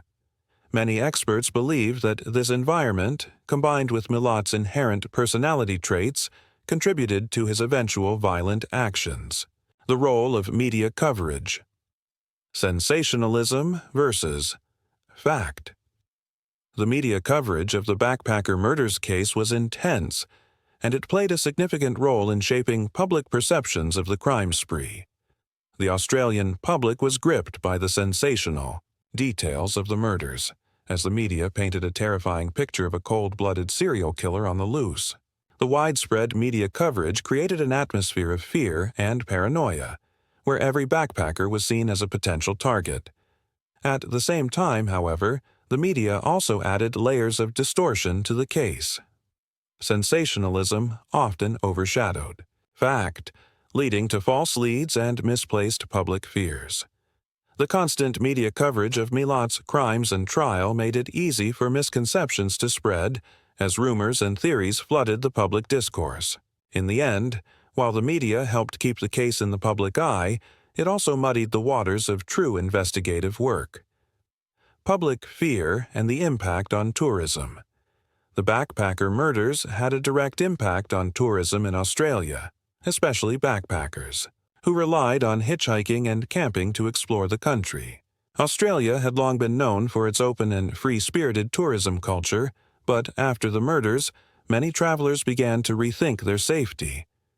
Fear spread quickly across the backpacker community, with people rethinking their itineraries, questioning the safety of remote areas, and opting for safer, more tourist-friendly options. The Australian tourism industry was forced to make changes in response to the public outcry. Authorities started to issue safety warnings, advising travelers to avoid certain areas, particularly the outback and Belanglo State Forest. Tour operators. He also began to implement new security measures to ensure the safety of their guests, signaling a shift in how the country was perceived as a safe travel destination. The media's obsession with Milat, the notoriety of the backpacker killer. Milat's arrest and subsequent trial drew widespread media attention, turning him into a notorious figure in Australia's criminal history. This created a complex relationship between the public and the media, as many felt that the media's obsession with Milat's life and actions was unhealthy. While the public had a right to know about the investigation and trial, some argued that sensationalized portrayals of Milat's personality and background were distracting from the true nature of the crime. Milat, who was already narcissistic and attention-seeking, often relished the media spotlight, providing more fuel for the public's curiosity about him. His interviews and court appearances, in which he exhibited no remorse or empathy for his victims, only further cemented his reputation as one of the most frightening criminals in Australian history. The long road to justice. The emotional toll on families. For the families of the victims, the journey to justice was long and agonizing. Many parents and loved ones had to endure years of not knowing the fate of their children. The frustration of unanswered questions, combined with the pain of loss, created a cycle of grief and uncertainty. When the bodies of the victims were finally discovered, it brought closure to the families, but that closure came with the heavy weight of knowing the horrific details of their loved ones' final moments. For the families who had to endure the media frenzy and public speculation, the emotional toll was even greater. While some welcomed the media attention as a way to keep the case alive, others felt that their personal pain was being exploited for public consumption. In the end, the emotional scars left by the backpacker murders were not limited to the victims. Their families carried them for the rest of their lives. Milat's continued denial. The monster who would not admit guilt. Even after his conviction, Milat refused to take responsibility for his actions. He remained defiant, never showing any remorse for the murders he had committed. Throughout his trial and imprisonment, Milat maintained his innocence, a stance that bewildered both his prosecutors and the families of his victims. His complete refusal to admit guilt, despite the overwhelming evidence, highlighted his lack of empathy and inability to accept responsibility for the destruction he had caused. This denial added an extra layer of cruelty to his character. It wasn't just the murders themselves that made Milat terrifying. It was the cold, calculated manner in which he continued to live in denial, attempting to manipulate and control the narrative even after being caught. His actions left a trail of grief and suffering, but his refusal to acknowledge this only served to deepen the pain for those who had been affected by his crimes. The evolution of the case. New evidence and cold case investigations. Though Milat was convicted, the case continues to captivate investigators, journalists, and criminologists. With new advances in forensic science and investigative techniques, Some believe there may still be additional evidence or connections that could shed light on the full scope of Milat's criminal activity. The ongoing fascination with the backpacker murders has led to a continued investigation into Milat's life and other potential crimes he may have committed. Although the case is officially closed, there is always a lingering curiosity. Was Milat responsible for other unsolved cases, and could there be more victims whose names have never been written in the history books? The unsolved victims. Other possible murders. Attributed to Milat as investigators comb through old cases. Questions arise about whether Milat was involved in other murders, particularly those of missing backpackers and travelers during the same time period. While Milat was convicted of 7 murders, there are still several other disappearances that remain unsolved, and some theorists suggest that these could have been Milat's victims as well. The mystery surrounding the true extent of Milat's crimes adds an unsettling layer to the case. Did Milat stop killing after his conviction, or was he merely the tip of a much larger iceberg of violence? This uncertainty will likely continue to haunt both law enforcement and the public for years to come. The backpacker murder's impact on serial killer profiling. The case of the backpacker murders had a lasting impact on the development of criminal profiling techniques. It was one of the first cases in Australia where the use of psychological profiling played a major role in narrowing down potential suspects. Milat's background and behavior closely matched the profile of a serial killer, and this helped investigators focus their efforts on finding a suspect who fit that profile. The case also demonstrated the limitations of early criminal profiling techniques, as it took investigators years to connect the dots and realize they were dealing with a serial killer. Nonetheless, the case provided key insights into the characteristics and behaviors of serial offenders, and it has since become a reference point in the study of criminal psychology and profiling. The Long Shadow of Ivan Milat. A monster in the outback. Even though Ivan Milat is now behind bars, his legacy looms large over the Australian outback. The backpacker murders remain one of the most infamous cases in the country's history, and the fear that accompanied Milat's reign of terror still lingers in the minds of many. Tourists, backpackers, and locals alike still remember the stories of Milat's horrifying crimes, and his name has become synonymous with the fear of the unknown dangers lurking in the vast wilderness. The psychological impact of his crimes has left scars not only on the victims' families, but also on Australian society as a whole. For many, the haunting image of the backpacker killer continues to define the dark side of Australia's outback, forever tainting the image of the country's wilderness as a place of adventure and freedom. Conclusion: a dark chapter in Australia's history. The backpacker murders are a dark chapter in Australia's history, one that has shaped the national consciousness and altered the way we think about crime in rural areas. Ivan Milat's gruesome actions and his chilling manipulation of his victims will never be forgotten. His case serves as a painful reminder of the evil that can exist behind an ordinary facade. While justice has been served, the emotional scars remain, both for the families of the victims and for the Australian public. The story of the backpacker murders continues to haunt us. A chilling tale of deception, brutality, and a man who lived a lie until the very end. Imagine this. It's the dawn of the Cold War, a time when fear, suspicion, and espionage permeate every corner of the world. But what if, in the midst of this global tension, 2 ordinary American citizens were caught in the crossfire of history's most dangerous conflict? What if these 2 people were accused of one of the most heinous crimes, giving atomic secrets to the Soviet Union, putting the entire Western world at risk of nuclear annihilation? And what if those 2 people were you and your spouse, the Rosenbergs, the couple who changed history, Julius and Ethel Rosenberg, the very names that sparked a firestorm of controversy in the 1950s, would leave an indelible mark on the world, their trial reverberating through history, like a shot heard round the world. But were they guilty? And if so, what did they truly do? Was their execution in 1953 an act of justice or a tragic miscarriage of it?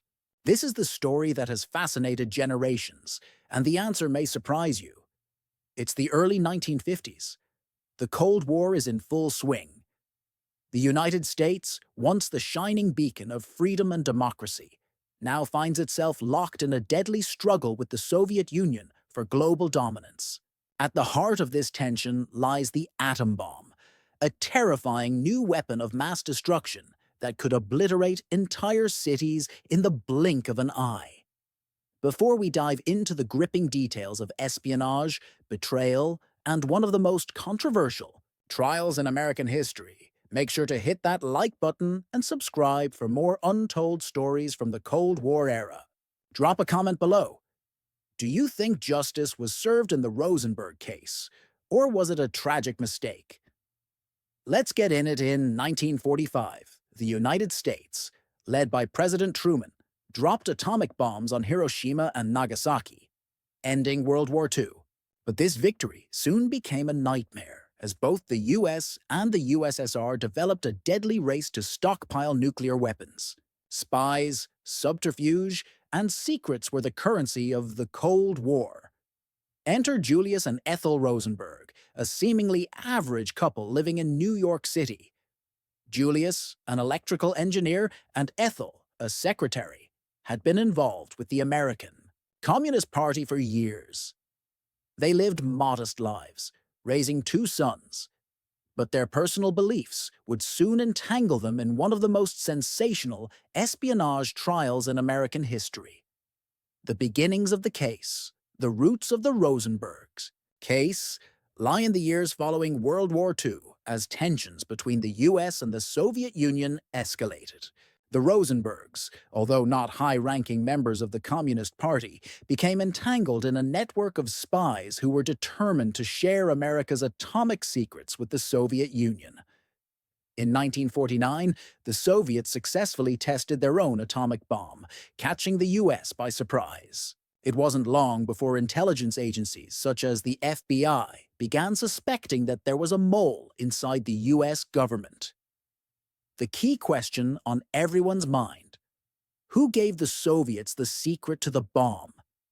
In 1950, the FBI arrested Klaus Fuchs, a German-born British scientist who was working on the Manhattan Project during the war. Fuchs's confession to passing secrets to the Soviets sent shockwaves through American intelligence, and he named several individuals involved in espionage activities, including Julius Rosenberg. This revelation set off a cascade of investigations, leading to the eventual arrest of Julius and Ethel Rosenberg in the summer of 1950. The investigation and arrest. The FBI's investigation into the Rosenbergs was swift and methodical. Julius had been working on classified projects, and his connections with known Soviet operatives raised suspicions. Evidence against him began to mount. Ethel, on the other hand, seemed to be an unwitting bystander, but as the investigation continued, it became clear that Ethel had been far more involved than originally thought. The couple's arrest was part of a larger crackdown on suspected communists in the US during the Red Scare. The McCarthy era was in full swing, and paranoia was rampant. The Rosenbergs were accused of conspiring to provide the Soviets with vital information about the atomic bomb, information that, if true, could tip the balance of the Cold War in favor of the USSR. In March 1951, Julius and Ethel Rosenberg were brought to trial. The prosecution, led by attorney Roy Cohn, painted a damning picture of the couple as spies working to undermine America's national security.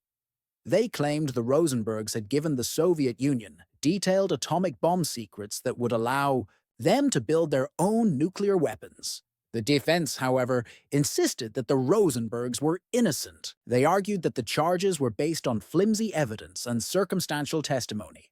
But as the trial wore on, the atmosphere was charged with ideological fervor. The prosecution focused on the Rosenbergs' communist affiliations and their connections to spies within the US military and government. The most damning testimony came from David Greenglass, Ethel's brother, who claimed that he had provided Julius with atomic secrets while working at the Los Alamos laboratory. Greenglass testified that Ethel had typed up his notes, which were allegedly passed on to the Soviets. His testimony was later revealed to have been heavily influenced by the prosecution, and his motives were questioned as he hoped to avoid a lengthy prison sentence himself. Despite the weak evidence, the jury convicted Julius and Ethel of espionage. Julius was sentenced to death, and Ethel received the same fate, though she was considered by many to be a secondary participant. The Rosenbergs' fate would now rest in the hands of the courts and the public. The execution. On June 19, 1953, after a lengthy appeals process, Julius and Ethel Rosenberg were executed by electric chair at Sing Sing Prison in New York. Their deaths were met with worldwide outrage and protests. To some, they were martyrs, innocent victims of the paranoid, anti-communist hysteria that gripped the US at the time. To others, they were traitors who'd sold out their country for ideological reasons. In the years that followed, the case remained controversial. Many believed the Rosenbergs had been the victims of a flawed justice system, while others insisted they had committed treason by aiding the Soviet Union. Julius Rosenberg, the idealist or the traitor? Julius Rosenberg was, in many ways, a man of his time. A product of the Great Depression, he believed in the ideals of socialism and communism as a means to achieve justice for the working class. But was he driven by a deep ideological commitment to the Soviet cause, or was he merely swept up in the fervor of the time? Was he a passionate idealist or a cold-blooded traitor? Ethel Rosenberg, the innocent victim or the co-conspirator? Ethel Rosenberg's role in the case has been the subject of much debate. While her actions were certainly controversial, was she truly a willing participant in espionage, or was she an innocent bystander who was unfairly implicated? Was she executed for political reasons, or was there genuine evidence to convict her, the government, justice, or political agenda? From the perspective of the US government, the Rosenbergs were guilty of a grievous crime. The Soviet Union had been their enemy, and in the wake of the Cold War, they needed to send a strong message.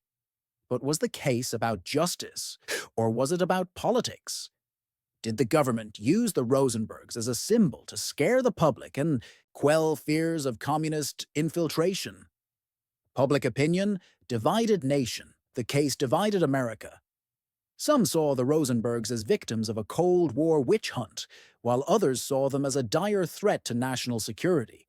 The execution sparked protests, and people across the globe debated whether the Rosenbergs deserved their fate.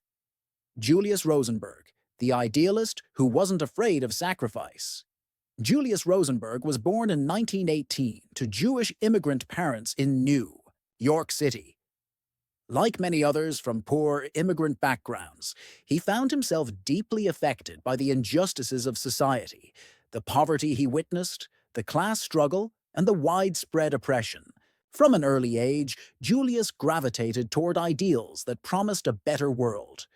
The Communist Party, which advocated for the working class and criticized the capitalist structures of the US, became a natural outlet for his ideology. However, Julius's commitment was not merely intellectual. He became involved in more than just the party. He was an active participant in espionage. Julius wasn't just the intellectual, detached party member. He was someone who believed that his actions, selling atomic secrets to the Soviet Union, would not only end the Cold War, but also create a world that was more equitable for the working class. The idea of sacrifice was central to Julius's belief system. He truly believed that this ideological cause, even at the risk of his life, was worth it. In the face of rising tensions, when fear of communist infiltration was rampant, he refused to back down. Was it idealism that led him to pass secrets? Or was it a deep-seated belief that the survival of humanity depended on dismantling US dominance? The tragedy of Julius's character is that while his actions were born out of a sense of duty and justice in his mind, they ultimately contributed to one of the darkest chapters in Cold War history. The painful irony is that while Julius felt that he was fighting for a just cause, the trial turned him into a martyr for both sides, those who opposed US imperialism and those who feared communist subversion. Emotionally compelling scene. Imagine Julius sitting in a cold, dimly lit interrogation room, trying to explain to the FBI agents his vision for a better world. But with every word, he realizes that his vision will only lead to his execution. He still holds firm to his beliefs, but knows the price of standing up for them. Ethel Rosenberg. The innocent or the victim of politics? Ethel Rosenberg's role has always been contentious. Unlike Julius, there is less tangible evidence that she actively participated in espionage. She had no known expertise in atomic energy, nor did she have access to the critical secrets that her husband, Julius, allegedly passed to the Soviet Union. In fact, much of the evidence used to convict Ethel came from the testimony of her brother, David Greenglass, a key witness whose credibility was deeply questionable. David's testimony claimed that Ethel had typed out secret military documents that her husband had obtained. His description of the events, however, was inconsistent, and in the years following the trial, it became clear that his motivations were personal. He was trying to reduce his own sentence, hoping to spare himself the same fate as Julius and Ethel. It's possible that Ethel had no idea of the full scope of what Julius was involved in, but that didn't matter in the eyes of the prosecution. Ethel was in many ways a product of her time and circumstance, a mother caught in the wheels of a political machine. She had been a homemaker, a mother to 2 young sons, and by many accounts, a loving and caring wife. The question that lingered in the minds of many was she guilty, or was she simply the victim of guilt by association? Emotionally compelling scene. Picture Ethel in the courtroom, sitting there, hands trembling as she holds onto a small locket containing pictures of her children. She's not guilty of espionage, yet she knows that her husband's fate is tied to hers. She wants to protect their sons from the nightmare that's unfolding. In her mind, the trial is not just for her life, but for the future of her children. David Greenglass, the betrayer or the man who wanted to live. David Greenglass, Ethel Rosenberg's brother, was the man whose testimony ultimately sealed their fate. A machinist who had worked at the Los Alamos laboratory, Greenglass confessed to providing Julius with military secrets related to the atomic bomb. In his testimony, he claimed that his sister Ethel had typed up the documents he gave to Julius. Yet the reliability of Greenglass's statements has always been under scrutiny. Was Greenglass simply trying to save himself from the death sentence, or was he motivated by a genuine sense of betrayal? In the cold light of history, we know that Greenglass's testimony was flawed. His own actions in the case suggest a man deeply conflicted about his role in the affair. Yet in 1951, in the tense climate of McCarthyism, it wasn't about seeking truth. It was about finding a scapegoat to preserve national security. Greenglass later admitted to lying about several key points in his testimony, especially regarding Ethel's involvement. His decision to point the finger at his sister, a mother and wife, was seen by many as a betrayal of the highest order. The Rosenbergs were executed, and Greenglass, though guilty himself, avoided the death penalty. Emotionally compelling scene. Picture Greenglass, sitting alone in his prison cell, his mind racked with guilt. He is haunted by the face of his sister Ethel, her innocent eyes looking at him for reassurance, and he realizes that his words, his lies, will lead to her death. The prosecution. Roy Cohn's crusade for justice. At the heart of the prosecution stood Roy Cohn, a young and ambitious lawyer who would go on to become infamous for his role as Senator Joseph McCarthy's chief counsel during the Red Scare. Cohn was a zealous prosecutor, driven not by the facts, but by an unwavering belief in the necessity of punishing those who threatened national security. In Cohn's eyes, Julius and Ethel Rosenberg weren't just spies. They were enemies of the state, willing to undermine the very foundation of American democracy. They had conspired to hand over atomic secrets to the Soviets, and for that, they needed to be eradicated. Yet, the prosecution's case was based on questionable evidence, and many of their witnesses had dubious motivations. The trial wasn't about delivering justice. It was about making an example of the Rosenbergs. The Cold War needed its martyrs, and the Rosenbergs would be just that. Emotionally compelling scene. Imagine Roy Cohn in the courtroom, standing with an air of righteous fury. He doesn't care about the evidence. All he sees is an ideological war that demands victory. His belief in the case is unwavering, even as cracks in his own argument begin to show. The public and media reaction. Divided America. The trial and execution of the Rosenbergs sent shockwaves through American society, deeply dividing public opinion. The 1950s were a time of intense paranoia. McCarthyism was rampant, and the fear of communism was at an all-time high. The U.S. government made an example of the Rosenbergs to show the world that America would not tolerate espionage or disloyalty. However, the global reaction was mixed. In the Soviet Union, the Rosenbergs were hailed as martyrs who had given their lives for the cause of peace and socialism. In Europe, where the Cold War was seen as an ideological battle for the future of the world, many sympathized with the Rosenbergs and saw them as victims of an unjust trial. In contrast, many Americans saw them as traitors who had put their country's security at risk. Emotionally compelling scene. The execution of the Rosenbergs was broadcast across the world, and scenes of protests, some in the U.S. and others internationally, added fuel to the fire. Families, civil rights groups, and intellectuals began speaking out against the trial, claiming that justice had not been served. The image of the Rosenbergs walking to their deaths became a symbol of the Cold War's human cost, the enduring legacy. Years after the Rosenbergs' execution, their case continued to haunt American history. New revelations, such as the declassification of Soviet archives, have painted a more nuanced picture of their involvement in espionage. While some argue they were guilty of passing secrets, others believe they were part of a larger systemic issue of espionage in the U.S. Was the execution justified? Did they deserve to die for their beliefs, or were they victims of a political climate that demanded sacrifices?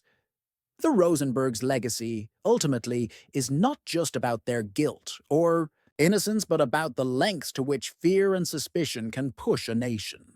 Their case serves as a chilling reminder of how justice can be perverted when fear overrides reason, and how history often judges the events of the present with the clarity of hindsight. The final shot of the film cuts to a courtroom decades later, where an innocent man, like Julius, could be put on trial today, and the question looms, how far have we really come? The devoted revolutionary or the martyr for a flawed cause. Julius Rosenberg's commitment to communism, and by extension, his belief that the Soviet Union was the answer to the world's problems, made him a deeply divisive figure. Raised in the harsh realities of the Great Depression, Julius came to view the U.S. as a country where the ruling class was exploiting the working class, and his ideological leanings were shaped by a fierce desire for equality and justice. But what sets Julius apart from many other spies is the deep contradiction in his beliefs.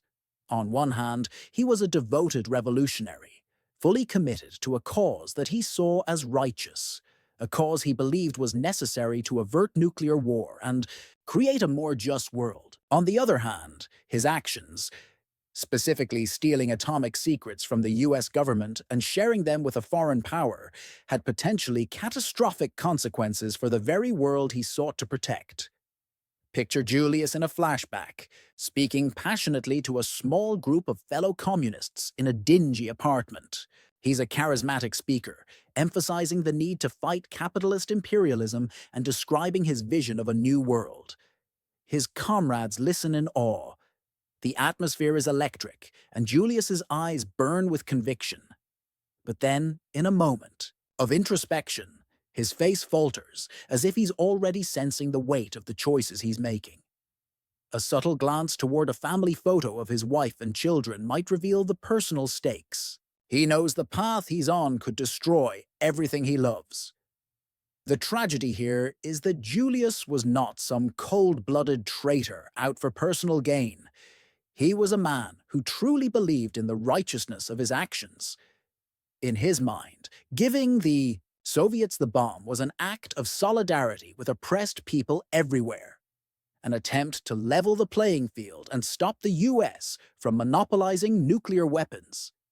However, as history would show, the consequences were far more complex, and, in his zeal for the cause, he underestimated how easily ideology could be manipulated. The silenced voice and the heart of the family Ethel. Rosenberg's role in the case is the most contentious. Some saw her as a passive participant, an innocent bystander caught in the web of her husband's actions, while others viewed her as a willing accomplice. The prosecution, with Roy Cohn at the helm, painted her as a key player, describing her as someone who had knowingly helped her husband transmit atomic secrets to the Soviets. Yet the evidence against her was weak, most notably her brother, David Greenglass's testimony, which was later discredited and revealed to be motivated by self-preservation. Emotionally compelling scene. Ethel is portrayed sitting quietly, in a dark courtroom, her face pale, almost ghost-like. Her two young sons, Michael and Robert, are with her in the gallery, unaware of the gravity of what's unfolding. Ethel watches as her brother David, someone she's loved her entire life, gives his damning testimony. The weight of the accusation against her is unbearable. The weight of the injustice is palpable. For these protesters, the Rosenbergs had become symbols of everything wrong with the political climate of the time.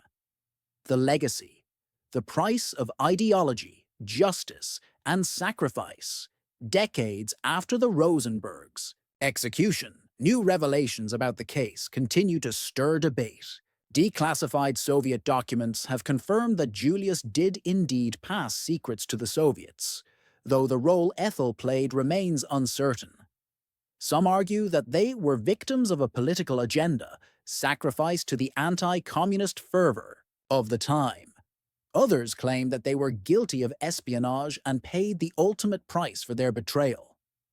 The case leaves us grappling with fundamental questions. What is the true cost of justice? How much do we trust the systems we rely on to uphold the law? In the case of the Rosenbergs, the answer remains elusive. Their execution serves as a stark reminder of how fear and suspicion can erode the very principles they seek to protect. Final scene. The camera zooms out from the historical footage of the Rosenbergs' execution to a modern courtroom, where an innocent man is being tried for espionage in an atmosphere of heightened suspicion. As the scene fades to black, the haunting question echoes. Have we learned the lessons of history? February 9, 2004. A date etched in the annals of American crime, forever intertwined with the baffling disappearance of Maura Murray, a young woman, on the cusp of life's adventures, vanished without a trace. Her disappearance, a chilling enigma that continues to haunt investigators and amateur sleuths alike. Maura Murray, a 21-year-old nursing student at the University of Massachusetts Amherst, was last seen on a desolate stretch of Route 112 in Haverhill, New Hampshire. What began as a seemingly normal winter evening marred by a minor car accident quickly spiraled into a vortex of unanswered questions and unsettling possibilities. The mystery surrounding Maura's disappearance is not merely a case of a missing person, it is a chilling testament to the unknown that lurks in the shadows of our seemingly ordinary lives. The events of that fateful night have left an indelible mark on her family, the authorities, and the public consciousness, forever bound by the search for answers in the labyrinth of Maura's disappearance. Born in Hanson, Massachusetts, Maura Murray was a bright and athletic young woman, known for her infectious smile and determined spirit. She excelled in sports, particularly track and field, showcasing a drive and determination that set her apart from her peers. Her dedication to athletics was evident in every race she ran. Her academic achievements were equally impressive, earning her a place at the prestigious University of Massachusetts Amherst, where she pursued her dream of becoming a nurse.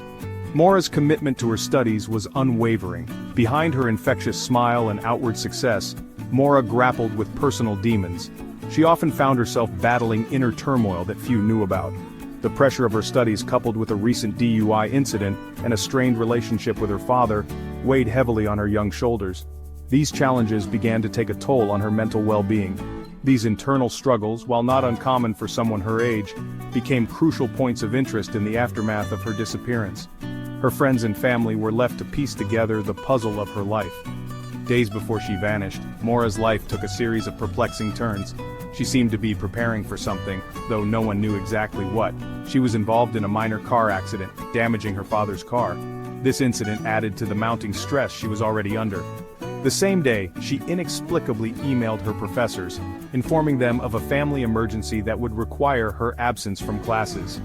This sudden and unexplained message left many puzzled. This sudden departure from her routine, coupled with her emotional state, raised red flags for those closest to her. Her friends and family were deeply concerned, sensing that something was terribly wrong. The days leading up to Maura's disappearance were marked by a string of peculiar events that have fueled countless theories and speculations. Friends and family noticed subtle changes in her behavior, adding to the mystery. On February 7, 2004, just 2 days before she vanished, Maura was involved in a minor car accident, damaging her father's car. Later that day, Maura visited her dorm room and packed a bag. She seemed to be preparing for something significant. Among the items she packed were printed directions to Burlington, Vermont, a detail that would become a focal point in the investigation. Why Burlington? What was drawing her there? What was Maura's purpose for traveling to Vermont? Was she meeting someone seeking refuge, or was it an escape plan? These questions remain unanswered, adding another layer to the intricate puzzle of her disappearance. Theories range from foul play to voluntary disappearance. On the evening of February 9, 2004, Maura left her dorm room, seemingly for good. Her departure was shrouded in secrecy. She withdrew cash from an ATM, packed her belongings, and left a note for her roommate claiming she was going home for a family emergency. This note raised more questions than it answered. This note, discovered after her disappearance, became a crucial piece of evidence, hinting at a planned departure rather than a spontaneous decision. It suggested premeditation. However, Maura never made it home. Her car was found abandoned, and she was never seen again, leaving behind a trail of unanswered questions. Maura's journey took her north, along the winding roads of New England. At approximately 7:27 p.m., her car, a dark blue Saturn sedan, skidded off the road and collided with a snowbank on Route 112 in Haverhill, New Hampshire. This seemingly minor accident marked the beginning of the end, the point where Maura's trail runs cold. A passing motorist, concerned for Maura's well-being, stopped to offer assistance. He reported seeing a young woman, visibly shaken but unharmed, inside the vehicle. The motorist, identified as Butch Atwood, offered to call the police, but Maura declined. Instead, she assured him that she had already called for roadside assistance. Minutes later, another couple driving past the scene noticed the car but saw no sign of Maura. They too stopped to check on the situation but found the car empty. The driver's side door was locked, the hazard lights were flashing, and the engine was still running, painting a picture of a hasty and unexplained departure. The vanishing of Maura Murray has spawned a myriad of theories, each attempting to piece together the fragments of a puzzle shrouded in mystery. Her disappearance has captivated the minds of many, leading to endless debates and discussions. Some believe Maura, overwhelmed by her personal struggles, chose to disappear voluntarily, seeking a fresh start far from the pressures of her life. They argue that her actions in the days leading up to her disappearance suggest a deliberate plan to leave everything behind. Others, pointing to her emotional state and recent DUI incident, suggest a tragic end, a possible suicide shrouded in the unforgiving wilderness of rural New Hampshire. The harsh and remote landscape could easily conceal such a fate. However, the lack of concrete evidence supporting either theory leaves a gaping hole in the narrative. The absence of definitive clues only deepens the mystery, leaving investigators and the public grasping at straws. The possibility of foul play, though officially downplayed by authorities, cannot be ignored. Some speculate that Maura may have encountered someone with malicious intent on that fateful night. The isolation of the location, coupled with the lack of witnesses and physical evidence, fuels speculation of abduction. The remote area where she vanished provides the perfect cover for such a scenario. Did a predator, lurking in the shadows, seize the opportunity presented by Maura's vulnerable state? The thought of an unknown assailant adds a chilling dimension to the case. Adding to the complexity are theories surrounding Maura's intended destination. Her plans and movements in the days before her disappearance remain a subject of intense scrutiny. Was she truly heading home to Massachusetts as she claimed? Or was her destination the picturesque Burlington, Vermont, as suggested by the printed directions found in her belongings? The uncertainty of her final destination only adds to the enigma. Despite the passage of time, the search for Maura Murray has never truly ceased. Law enforcement agencies, both local and federal, have dedicated countless hours to the investigation, meticulously pursuing leads and interviewing potential witnesses. The case, however, remains open, a testament to the frustrating lack of conclusive evidence. The initial search efforts, hampered by a delayed response and a lack of clarity surrounding the circumstances of Maura's disappearance, yielded little in the way of answers. Years later, the case gained renewed attention, fueled by the rise of true crime podcasts and online communities dedicated to solving cold cases. Amateur sleuths, armed with internet databases and social media platforms, have meticulously scrutinized every detail of Maura's case, proposing new theories and re-examining old ones. The disappearance of Maura Murray is not merely a cold case confined to dusty files, it is a living nightmare for her family, a constant ache that time has failed to heal. Her parents, siblings, and loved ones have endured years of agonizing uncertainty, clinging to hope while grappling with the possibility that they may never know what happened to their beloved Maura. The case, with its tantalizing details and haunting lack of closure, has captivated the nation. Maura's story has been featured on countless television shows, documentaries, and podcasts, each attempting to unravel the enigma of her disappearance. The public, fascinated by the mystery and driven by a desire for justice, have become armchair detectives, poring over evidence, debating theories, and keeping Maura's memory alive. The case, with its haunting details and enduring mystery, serves as a stark reminder of the fragility of life and the enduring power of hope in the face of unimaginable loss. The digital age, with its double-edged sword of information and speculation, has played a pivotal role in shaping the narrative surrounding Maura Murray's disappearance. The case found a new life online, becoming a breeding ground for theories, conjecture, and fervent debate. Online forums and social media groups dedicated to solving Maura's case have emerged as digital town squares, where amateur sleuths from all walks of life convene to share information, analyze evidence, and propose new leads. While these online communities have been instrumental in keeping the case alive in the public consciousness, they have also contributed to the spread of misinformation and the amplification of unsubstantiated theories. The digital footprint Maura left behind, from her online activity to her final phone calls and emails, has been meticulously scrutinized by both investigators and amateur sleuths, adding layers of complexity to an already intricate case. The unsolved disappearance of Maura Murray stands as a chilling reminder of the mysteries that continue to baffle and haunt us. Did she choose to disappear, seeking a new life away from her troubles? Was she the victim of a tragic accident, or a sinister act of violence? The questions surrounding her fate linger, echoing through the years, a testament to the enduring power of an unsolved mystery. Maura's case serves as a stark reminder of the fragility of life, the enduring power of hope, and the relentless pursuit of truth, even in the face of seemingly insurmountable odds. The search for answers continues. investigators remain committed to piecing together the puzzle, while her family and loved ones cling to the hope of finding closure. The case of Maura Murray, forever etched in the annals of true crime, stands as a haunting testament to the enduring power of an unsolved mystery.